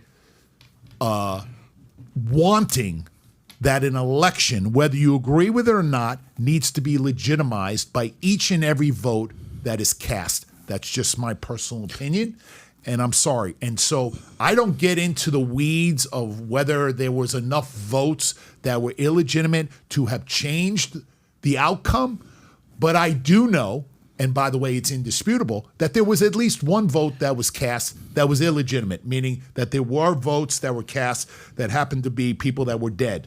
That, to me, illegitimizes the entire process. That's offensive to me personally, and that's offensive to me as being an American. But that's nothing new. There's always going to be one But vote. here's the thing. You're talking 160 million votes, right? But the You're gonna process, throw away the whole election for one alleged vote? we live here in the United States of America. We are the richest nation on this planet. We are the most sophisticated.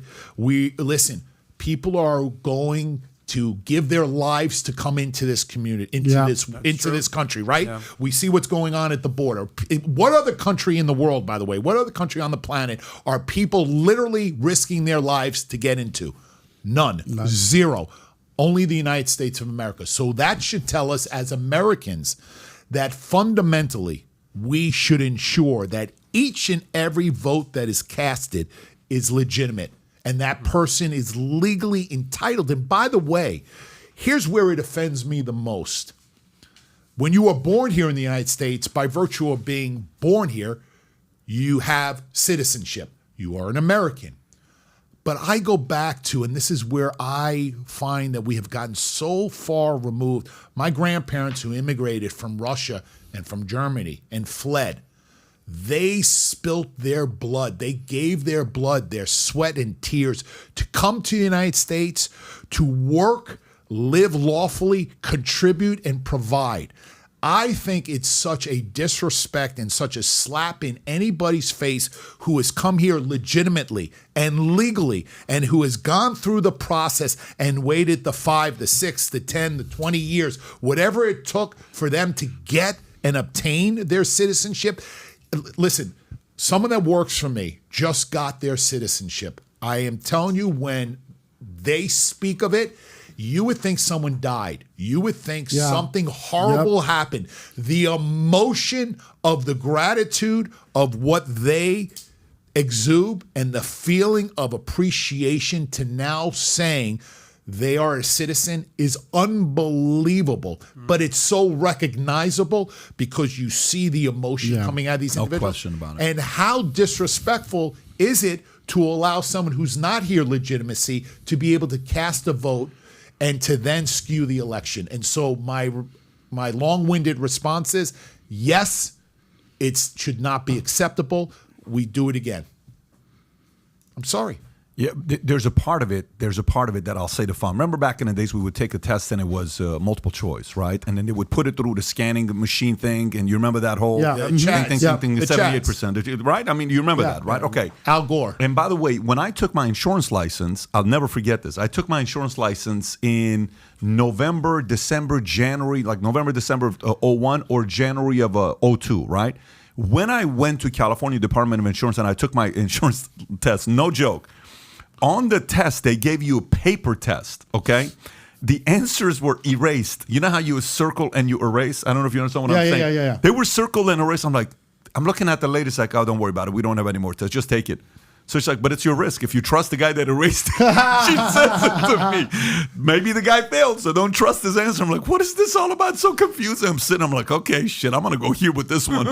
It was such a weird scenario. But back then, guess what? There was more opportunity for manipulation. Today, go take your Series 7. When I took my Series 7, I sat in Culver City, and everything was 5 cameras on you while you're taking your Series 7. No joke. I'm sitting there. Everything was computerized. They're watching exactly what you're doing. They check the ID. Everything was so detailed. So let me get this straight.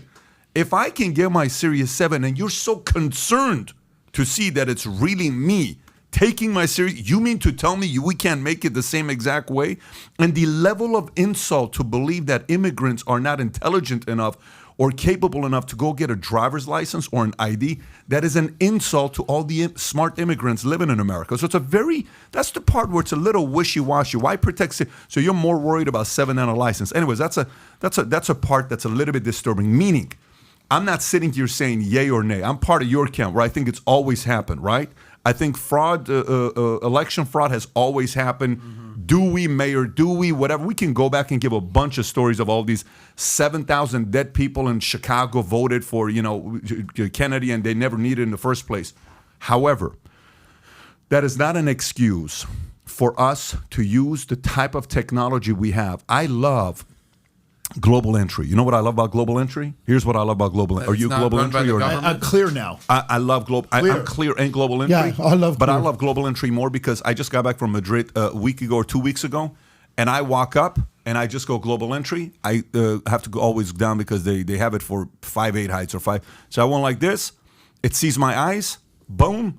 Go through. I don't have to wait with 600 people. So if I can get global entry, and they are able to see my eyes, and it takes a second. You mean to tell me we can't do voting where I go? Boom. Yep, it's Patrick Bet David vote. This is what I want. Go. I think that is bullshit, and that's an excuse. I think we have plenty of capabilities right now, many different places to know exactly who's voting for what. And I'd be so curious to know if we did that, how dramatic of a change it would be. The thing is, I think that what happens is that, being part of Lexit, Latinos exiting the Democrat Party group, we have these conversations all the time. And letting in, for example, they've let in 2 million record-breaking illegal immigrants into the country. Now we're immigrants. My parents, both of them came here illegally at the beginning, but now my dad's a citizen and my mom is a resident. Everybody in my family has papers for the most part. But the point is that if they push these laws like Georgia just did, then what they can do is that they're sending these immigrants to the states, like swing states, and they're trying to push the voter ID law, calling it racist, because now you have a whole new voting block. Mm-hmm. So when you let in, like, for example, my grandpa talks about Ronald Reagan like if he was almost like a god, because he's the one that gave amnesty. My grandpa remembers that. So to there's a dynamic to it some people don't understand. Hispanics are very loyal, extremely loyal. They're loyal to their church, they're loyal to their pastors, they're loyal to their parents, and they're loyal to anybody that gives them some help. Not all of them, but for the majority part. That so much that you can literally show them that the person that they've been helping them for 10 years or whatever the case may be is a fraud, and they will not go against that person. That's how deep that loyalty goes. So when you're letting in so many Hispanics, and you tell Biden was president, Biden, Democrats, Biden, Democrats, their loyalty will be there. So when it's time to go vote, and that's why they want to get rid of the voter IDs, because they're illegal. So if you're illegal and you don't have an ID but you can still vote, that's a whole new voting block. So that's kind of where, from the conversations we're having with Lexit, is that's where this is going, because they know you're going to use their emotions. Hispanics are we have more soap operas than any other country in the world, any other race in the world. We have more soap operas. We're emotional people. Soccer, everything's emotional. And so like when you go to the games, watch the games where people are fighting. There's more fights in the Dodger Stadium than any other stadium in the country. And it's always Hispanics. When is it ever white guys or black guys fighting? It's always Hispanic. They're very emotional. Yeah. So you let them in, we let you in. Oh, boom, you got a new voting block. I would put Raiders in there as well, by the way. Raiders and of course, it's Oakland. Yeah, it's Vegas. But it's when you watch if you pay attention, Pat, you see the fights at the stadiums. It's never whites or blacks. It's always Hispanics. Well, one time we took about 100 people there. A guy, I don't know, you would know this guy or not. One of our guys. You definitely would know who this guy is. And Hispanic, he's Cuban, and I think he's Puerto Rican. I think yes, I know exactly who it is. Can't do fight at a Dodgers No game. way. Yeah, but this is like, I want to say 15 years ago, 13 years ago, classic story. Anyway, so that's that part about the voting. I don't think anybody disputes if we can use global entry eyes, if we can use Series 7, why not apply some of that? And if we did, let me put it to you this way. If my friends in my history class weren't sitting next to me when we're taking exams, and I always took the test by myself, I don't know by how much my score would be lower. Do you understand what I just said? So there's a part of it here that applies to this here as well. Now, next story. Ben Shapiro, got a big following, very loyal following, great communicator, okay? CEO and founder of Daily Wire, said the following. This is a New York Post story. Ben Shapiro, GOP cruising for a bruising by sticking with Trump. Prominent right-wing media personality Ben Shapiro called on the Republican Party to ditch former President Donald Trump to boost its chances of winning elections. Shapiro suggested that GOP should nominate a non-Trump candidate in 2024 to make it harder for Democrats to appeal to independent voters. There is a reason Democrats are eager to keep Trump at the center of the conversation. Half of the independents say Trump is a major factor in their vote, and they're breaking 4-1 for the Democrats if he runs. Republicans shouldn't play that game. If they do, they're cruising for a bruising. Do you agree with them? Yeah, so, to some extent, I think one of the shortcomings of Donald Trump was it was too much about him and not enough about the team that he had assembled in achieving the success that he did. Donald Trump did more for this country in the 4 years that he was in office politically, meaning in making our lives that much more prosperous than almost any other sitting president. The problem is that there's such distaste, and we've talked about it, the hatred for the individual. Had Donald Trump put his party first, meaning had given more credit to the Republican Party, I think people would be more willing to stick to voting Republican, meaning being against the Democratic Party or against the agenda as it is today with Biden. And I do agree that it is a very savvy and smart strategy that any association affiliation with Donald Trump will then cause even someone, as we talked about the gas prices, to say, I'd rather pay $7 than to see that guy back in office. Had the Republican Party taking the credit for us, making us energy independent, gas at $1.50, then they would vote for Republican. The problem is, tethered with the devil, they're not going to vote for the Republican Party. I do believe there's some credence to that. Yeah, the most important vote in the country is the independent vote, by far and away. We already know if you're a Trump fan, if you're a MAGA, you're going to vote that way. You already know that if you're an Obama person, Democrat, you're going to vote that way. The independent vote is the most important voting bloc in the country, and they're typically in the Rust Belt, whether it's Ohio, Michigan, Iowa, in that area. Now, I can only take Ben Shapiro at his word. And if we're going to take Ben Shapiro, who's a very educated, smart man, at his word, and he says Trump is a major factor and independents are breaking 4-1 to the Democrats, the alarm bell should be sounding for the Republican Party. If you nominate Trump, you're going to get what's coming to you. The independents are going to break towards whoever it is, and I would hate for it to be freaking Gavin Newsom. You're in California, you get it. And if I've said this loudly, proudly, I would vote for DeSantis in a heartbeat. Yeah. I'm not going to vote for Donald Trump. Do you know the easiest ad ever? The easiest ad ever the Democrats will do. Just play January 6th all throughout September, October, till voting day in November. Do you want more of this? And you're telling me, you're talking about emotional Latinos? You're talking about Democrats? independents, they're going to see that and be like, yeah, I'll pay an extra $1 in gas. I'm good on this. Yeah, well, Word to the wise. Listen to Ben Shapiro, yo. All right, so here's the retort to that. So you have a guy who walked into McDonald's in New York City last week and had an axe in his backpack. Yeah, I saw that. And he went and destroyed the McDonald's and obviously put the fear in all those patrons to think that they were within milliseconds of losing their life. Yeah. You know what his bail was? 0. He signed himself out of jail. And the mayor and the police commissioner said, well, he really wasn't intending on hurting anybody. He was just, destroying property. Now, would you like to talk to the people that were in the McDonald's at the time this guy was wielding an axe and coming after them face to face? So if that's true, then God bless New York City to have that type of political affiliation and that type of continuation, because we're going to be the lawless nation. If we're right, we are teetering. It's happening. And by the way, it's happening as we are watching it happen. And again, it's unbelievable that people are embracing that it's okay. Yeah, well, may I retort to your retort? Yes. Okay, you're an FBI agent, so you should have done your reconnaissance. Did you see what happened before that? 4 people were beating the shit out of him. And he stood there getting pummeled. And then he reached into his backpack after escaping the ass whooping and got his axe. Okay, may I retort that? But I'm going to retort that. What does that have to do with Donald Trump? People not liking Donald Trump, because Donald Trump is about law and order and gave the deference and the respect to law enforcement. If you go back to Barack Obama, 2000, but that still doesn't answer what Ben Shapiro had to say about independence. But it's a carryover when I think 4 or 5 police officers were shot and killed in Houston or Dallas, which is disgusting. And nobody he has sat, Dallas. Dallas, thank you. And he sat on his hands and would not acknowledge the loss of life and how terrible. Obama, disgusting. But that set.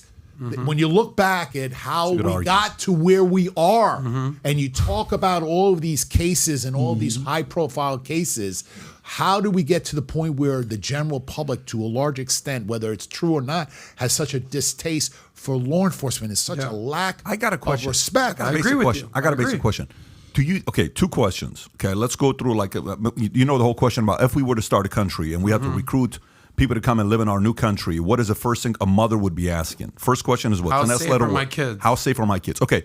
Do you think a mother feels safer the last 2 years or they felt the prior 4 years? Safer. Do you think they feel safer going to movie theaters, going to dinner, their kids going to school? Do you think they feel safer? Country, war, all of that. So purely safety. Safer or not safer? What do you think?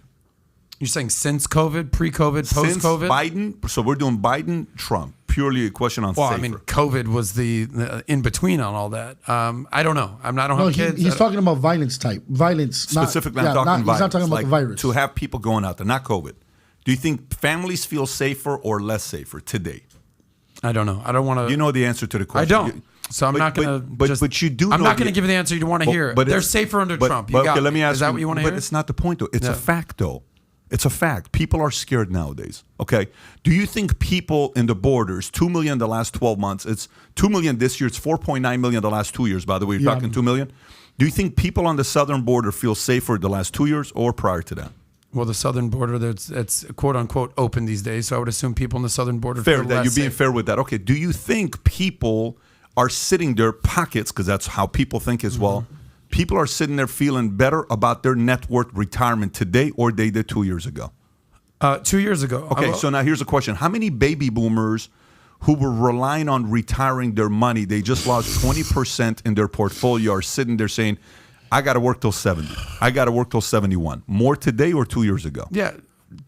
2 years ago. However, we can't discount COVID for being a factor for the lawlessness that we've seen. People have been locked up. That's like saying this. Were there more fights on airplanes 2 years ago or more recently? I don't know any fights that were happening 3 years ago. All of a sudden, knuckleheads who've been locked in their house are getting on fights in airplanes. There's a lot of pent-up aggression. Joe Biden on 60 Minutes said COVID is over. Fauci lost his mind, called a press conference saying it's not over. What he was trying to say is this. What he was trying to say this. And the president just said COVID is over. And everybody lost their mind. No, you can't say that because we can't do this again. We need people to still be scared of COVID. He just said it's over. Look, no one's wearing masks. Look at the dealership. Look at this. No one's wearing. So the optics are, here's basic to me. Safety, economy, finances, people felt safer 2 years ago than today. Having said that, Florida Republicans, watch what Florida Republicans said. I don't know if you guys read this article or not. Florida Republicans prefer Ron DeSantis for president over Donald Trump in 2024 poll. This is an insider article. This is not a New York Post article. This is an insider article, which kind of goes to a part of what you're saying. You're saying I would much rather have, a DeSantis over that. So according to USA Today, again, this is a liberal poll. USA Today, a poll published Wednesday by Suffolk University. Florida Governor Ron DeSantis leads former President Donald Trump 48% to 40% in a hypothetical 2024 presidential primary. There's a reversal from a similar poll in January in which Trump bested DeSantis 47 to 40. So exact opposite. The poll found a strong lead for DeSantis despite respondents reporting that they feel economic conditions in Florida were worsened. Just 37% of voters said Florida's economy was excellent or good, down from 10% in January. So again, what I'm saying is policies, optics, but still, even with that, more people agree with you today, where they're trying to say, if I can get the same policies without all the other stuff that's coming with it. So this kind of contradicts what Ben Shapiro said. Because Ben Shapiro is saying, hey, they're kind of putting him out there, so people are going to be wanting to have him. But the reality is independent voters 4-1. But USA Today is saying, no, people want DeSantis. No, So- I don't think it's contradicting. I think they're both saying the same thing. Don't nominate Trump. No, nominate DeSantis. No, That's what both are saying. Am I wrong? I disagree. The way I take it is the following. He says there's a reason Democrats are eager to keep Trump at the center of the conversation, This USA Today, if they're really trying to keep him at the center of the conversation, they shouldn't show numbers like this, because numbers like this is getting people to be convinced to say, well, I got to shift from Trump to DeSantis. That's what I'm saying. So I disagree with Ben in the area of the fact that Democrats are putting him in the center front. I think they're putting him there because they're scared of the guy. I think they're scared of him. I think they know a guy like that getting elected. Okay, so who's going to be a more guy that's going to be vengeance? Who's more about vengeance? Trump. Him or DeSantis? Trump. Okay, if he gets elected, what do you think he's going to do?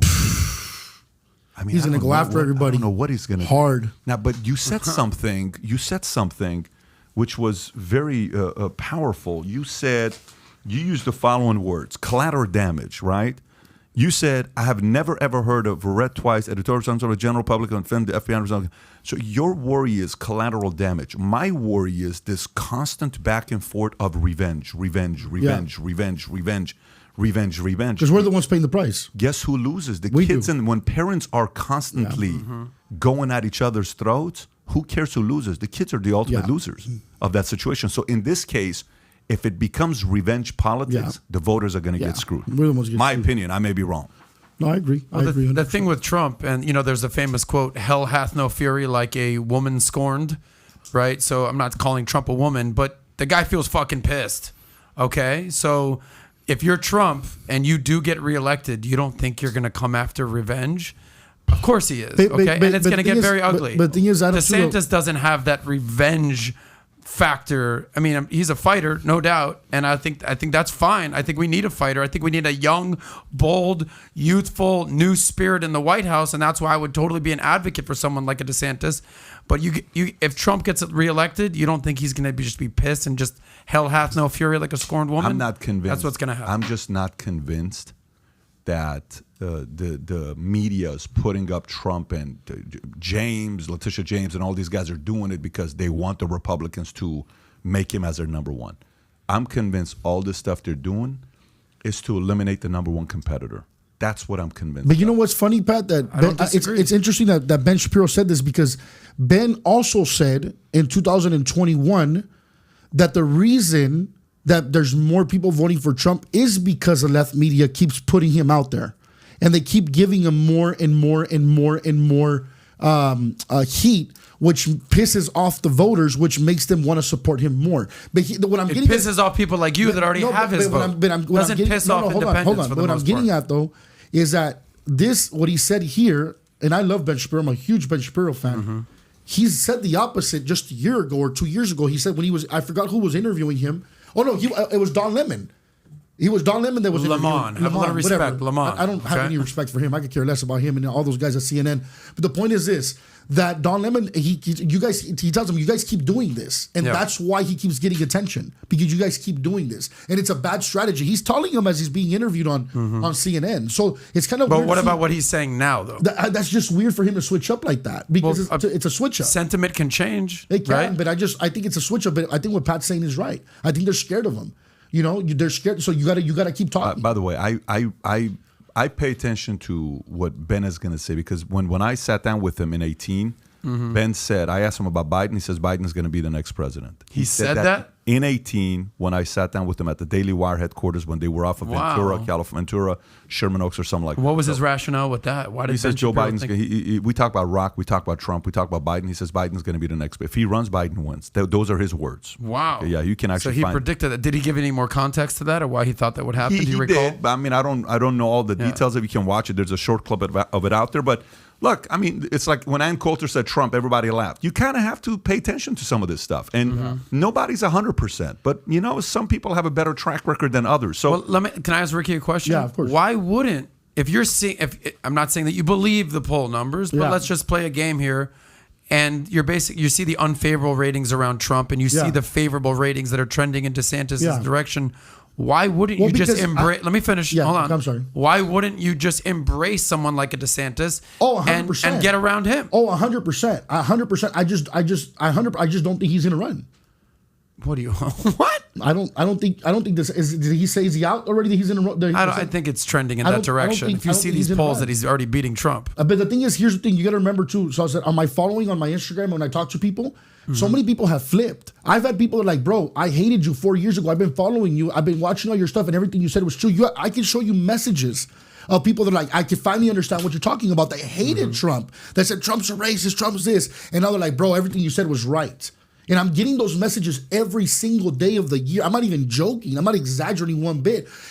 So when I read this, I'm like, that's it. So you trust your own Instagram polls more than No, it's not. Quinnipiac or NBC, brother? I'm having conversations. This is this is apart from obviously what I do with PHP. This is the world I'm in. I'm fully in it. Like I'm in it all the way. And I'm part of being with Lexit. When I go speak at the Republican, the Women's Republican, I've spoken at 2 or 3 of them already. I'm going to be speaking one next month. Those rooms are getting bigger and bigger from people that were ex-Democrats. 80-year-old women invite him to be the guest speaker. Yes. Very weird. At golf, what do they call it? Golf court, not the golf, the Course? No, country clubs. Country club. And these are rich affluent Well, people. listen, Bro, and the rooms there is get- a new thing with I understand. older rich I women going understand after that. young, I'm hot totally- Latino dudes, bro. That's a thing. It's all good. And shout out to my wife. So you better shout me out or you're going to get in trouble when you get home. But the point is this. So shout out, babe. But the point is this. Here's what I'm getting at, bro. Those rooms are getting fuller and fuller every time I go. And when I'm meeting them, because they walk me around. Yeah. And it doesn't fail that 50% of them. No, I don't want to say 50. That'd be exaggerating. 30% of the room, they're like, I used to vote Democrat, and now I'm a Republican. And this is in Bakersfield, this is in California? Kern County. In the most, I live Where in is that? There's Bakersfield, Central Valley, and Kern, Okay. and Kern County. Cali. Got And it. Kern County is one of the only conservative counties in. But even if all those, even if 100% of the room was like, "All right, I'm with you, Ricky," you're still not going to flip California, bro. It's like, and I respect what you're doing, 100%. But we're talking but about it's almost like a fruitless endeavor. But we're talking about the polls. I'm not talking about flipping California. I'm talking about what you're saying there. Yeah. What I'm seeing boots on the ground is not the same whatever that bullshit is. I'm not seeing. There it is. There it is. From now on, we're going to put Quinnipiac, all right, Pew, and then Ricky's There Instagram you polls go. at the top of the list. Done. But I think that really quick, there's 2 things that we're discounting here. Trump hasn't been on Twitter since what, 2018? That's true. 2020? What happens when he gets? 2020. What happens if Elon Musk buys Twitter and reinstates Trump, and Trump is now tweeting daily? Well, that's how if many he people chooses to go back on Twitter and not embrace Truth Social. It's which far-fetched, right? which But would let's hurt his say Trump pocketbook, gets his right? voice back. How many people does he turn off? And secondly, let's say Turn off. because Not he's on. now tweeting daily again, which the whole big spiel was no more mean tweets, right? Fuck the policies, no more mean tweets. Okay. Secondly, let's not forget what Trump did to everybody in the debates. Destroyed everybody in the debates. He called Ted Cruz's wife a dog. I mean, he just went off, right? Little Marco Rubio. Right. either Jeb Bush, whatever, low energy. What does he call him? Right. So Called how Lindsey many, Graham a lesbian, basically. if, all that. Let's say that Trump and DeSantis go at it, right? And he now starts going to ad hominem attacks on Ron DeSantis and wins the primary. Let's Which say he beats- will, by the way. Which he will. I think it's up for debate. But he will do the ad hominem attacks on Ron DeSantis. How many independent voters has he now turned off? he's going to lose them. Because he calls Ron DeSantis' wife a dog or calls him ugly or Yeah, what have you. I You know how agree. ugly that's going to get. Yeah. How many independent voters does he now turn off? How many people that he has flipped has he now turned off? Those Yeah. 80-year-old women, they're saying, I'm a big fan of Trump, and they see this Yeah, nonsense. you're right. It's a very interesting perspective, and it's not far fetched. It's very correct. So my take is he's 76 right now, Donald Trump. He'll be 78 going into the election. I think my crystal ball is that I see his family paying a price, taking a toll, meaning the kids around him. I see him at that point saying, I'm tapping out. I see him aligning himself with Ron DeSantis. I see Ron DeSantis being more youthful, younger, has a little bit more energy. The reality is, if anybody was to go back into office and take over Biden's presidency right now and just undo the executive orders, rescind them, we'd be basically hitting the reset button. We'd be better off for that. So I think Donald Trump is probably going to have way too much baggage at that point that he himself is even going to recognize that. I think it's one thing for him to take the hit, but I think now as you're going to see things come through the funnel and some of his kids and some of his real people that are not his hang-ons, but really his blood, I think he's going to take a little bit of a digression and step back. So you don't think he's going to run, is what you're saying? I think it's going to pay. I think it's going to take a heavy toll on him, and not at the price of his children. You're basically saying he'd be better served not trying to be the king, but the kingmaker. Yes, sir. But that's not in his DNA. He Well- views himself as the number one, as the king. And it's going to be hard. You brought up his age. It's going to be hard at 76, 78 Well, he's to just 76 flip now. a script and just say, you know what? But I here- don't want to be the man anymore. but I have here's- a hard time believing right. that. And here's something interesting. We talk about the personal vindictiveness.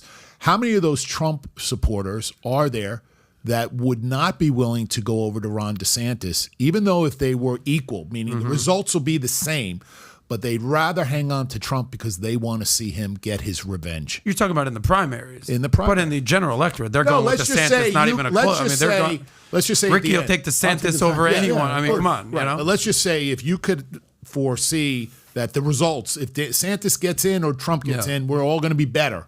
Yeah. But there would be more Trump supporters to say, I want to see Trump get in because I want to see him pay these people back. Yeah. You know what Well, I'm the saying? revenge factor. The It's a revenge big factor. thing in the movies. Who would you vote for out of those two?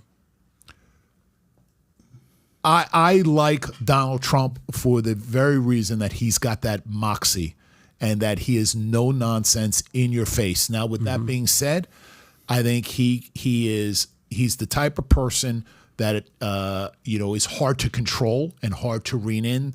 But I like him for getting results. He's result driven. Last question for you, bro.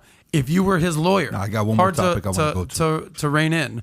What advice would you give to Trump if you were his lawyer? so He gave it right off the bat. I don't know if you caught it. no, so I'm asking. I'm circling back to that. He gave it right off Look, the bat. listen, I have clients. I tell each and every client that comes into the office, my job is to ensure and make sure you don't drive off that cliff. That's why you're paying me you're hiring me to prevent you from driving off that cliff.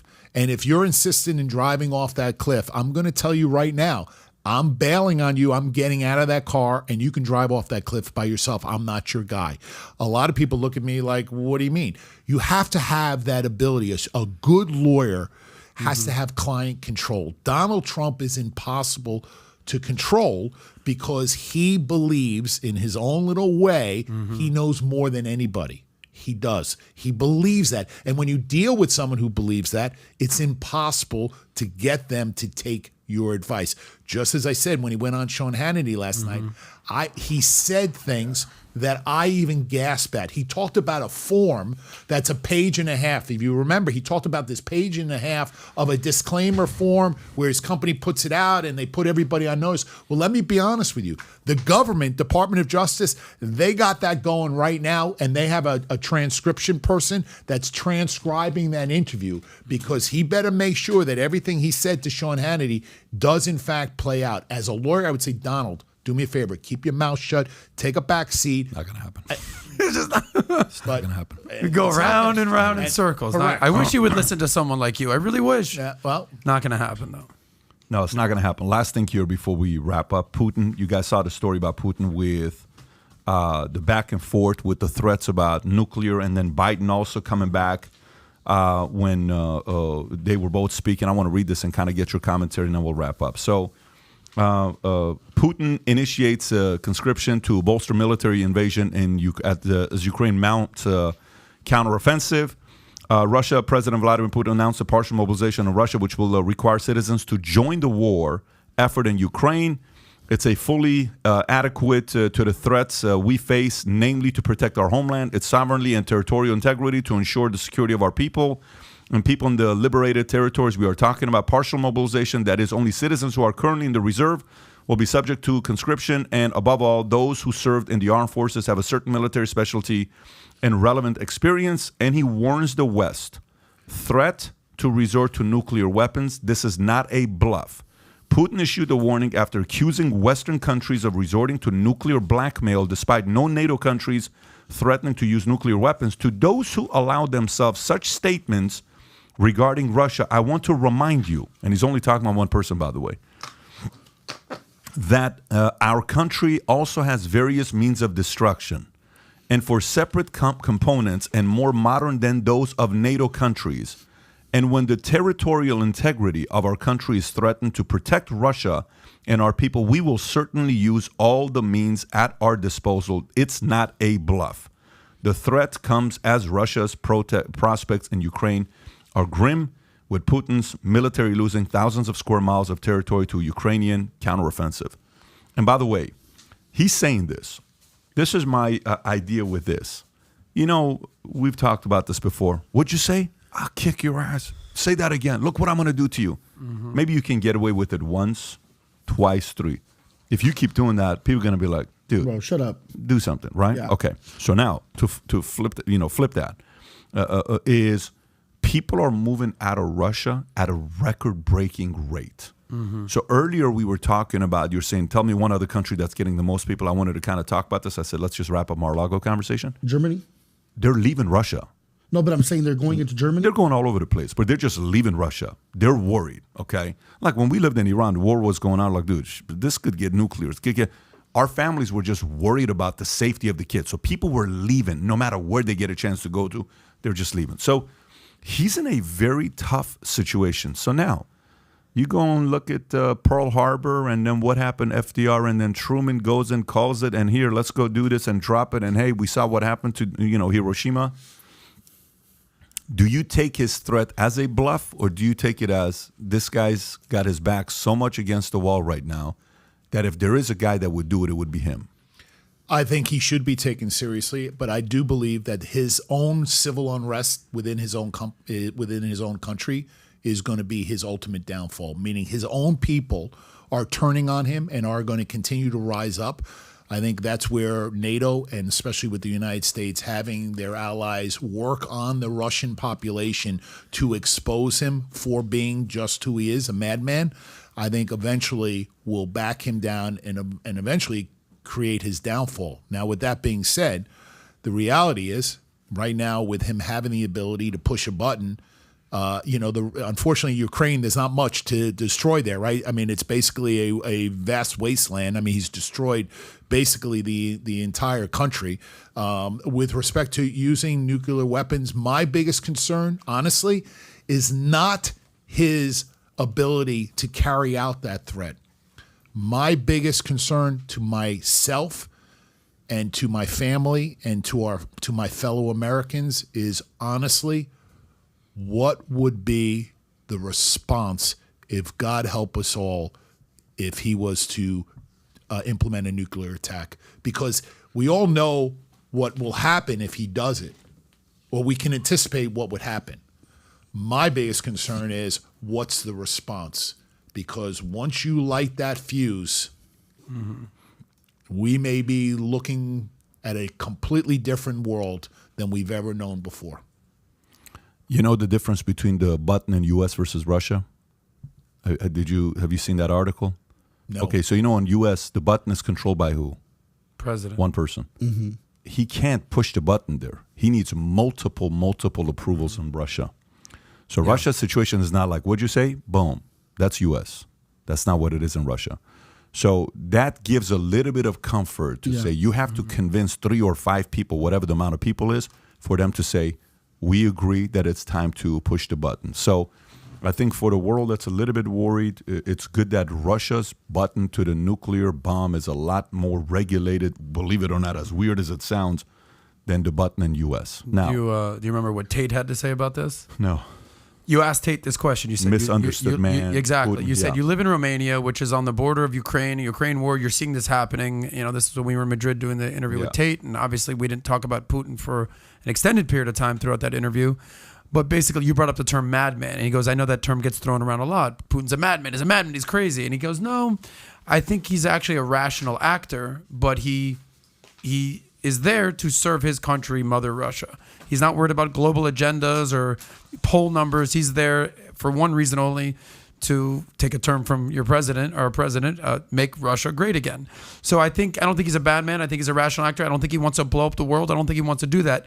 At the same time, what I do think he has is a massive ego, and I think he needs an off-ramp to save face. Right now, he's not winning this war in Ukraine. The EU, United States, is throwing billions of dollars to prop up Ukraine and fight Russia, and they're doing a good job of it. And I think if you're Putin, and if you're the world and you want a safe world, you want to give at least Putin an opportunity to not look weak and to save face, and give him an off ramp so he doesn't do anything illogical and he maintains the rational actor status. My take is, though, his DNA, because of where he came from, is all about deception and killing and murdering. KGB. And poisoning and of course. Doing things. And accidentally jumping out of a window. Doing the most barbaric things. Of course. I think that's his DNA. And look, madman is, someone who's crazy. I think he's very calculated. No doubt. No question. Very smart, very calculated. My fear is, because of his DNA, he does not have the ability to think beyond himself, meaning that, and just as Patrick said, there's a layer that insulates him from getting to that button. My concern would be he'll start knocking off those people and putting in people in their place to ultimately get to that button. Who's a bigger egomaniac, Putin or Trump? Well, look, you see Trump in front of the camera a lot more than you see Putin, that's for sure. So that may just be. Well, and we're all assuming that this is a big nuclear weapon. He has targeted nuclear weapons. He can launch very small nuclear attacks and create mass devastation. And listen, I don't think he's a madman. I think he's very calculated. But we are pushing him and pushing him and pushing. Imagine how frustrated he has to be that he can't take over Ukraine because, like Adam said, we're sending 50, 60, 70, 80, $100 billion. What do you think he's going to do? It's no secret that we are fighting a proxy war against Russia on behalf of Ukraine. What do you expect him to do? So what happens when you push a bully one too many times? What happens? The bully goes home, goes into his father's closet, gets out his assault rifle, puts it in his backpack, and comes to school the next day and say, okay, here's the great equalizer. And that's what we see in these mass shootings. And so be careful pushing Putin into that corner, because that's what's going to happen. That's the key, though. That's not him being a madman. That's not him being crazy. That's our problem. We did this. We set this up. This is our fault. This is why I'm saying we need to give him an off-ramp and the opportunity to at least save face and not look weak. It's the least. There was a question by Hannity yesterday about Putin, and he says, what did you say to Putin behind closed doors that got Putin to not want to attack Ukraine? He says, I can't tell you that. That's between me and him in the conversation. But we did have a respectable, I don't know if you caught that one part. Yeah, so diplomacy is different. Like in insurance, like having been in a sales organization for the last 20 years, there are guys, very few guys are good at two things. There are guys that are very good from stage. And it makes you believe they're better one-on-one, but they suck one-on-one. They're good stage, right? So there's 3 levels to it. There's stage, there's group setting UN5, and there's one-on-one, okay? And then there are those guys that are very good one-on-one, but they suck on stage. I used to think the guy on stage would build the biggest business, but it's the guy that was the best at one-on-one that built the biggest business because he knew how to get things done and he would move things forward. So the one-on-one, unfortunately, none of us can gauge because there is no camera on one-on-one.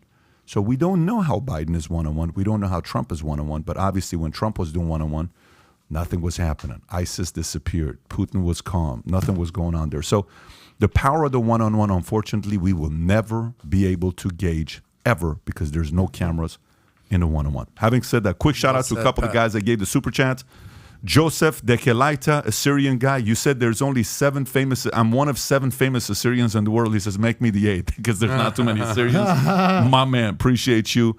Procrates says what his stance is on Patriot Act. We didn't get into the Patriot Act. That's something we talked to Giuliani about. When it comes to Trump, this is Paul, $20. When it comes to Trump, the Democrats keep beating the same drum, hoping people will dance to the beat. Unfortunately, they are tone deaf, and Trump will come out victorious once again. We will see. Then we had Andrew said, Adam, yes, there is that saying, but remember, Schumer said the intelligence agencies will get you 6 ways from Sunday about Trump. Funny, it's happening now.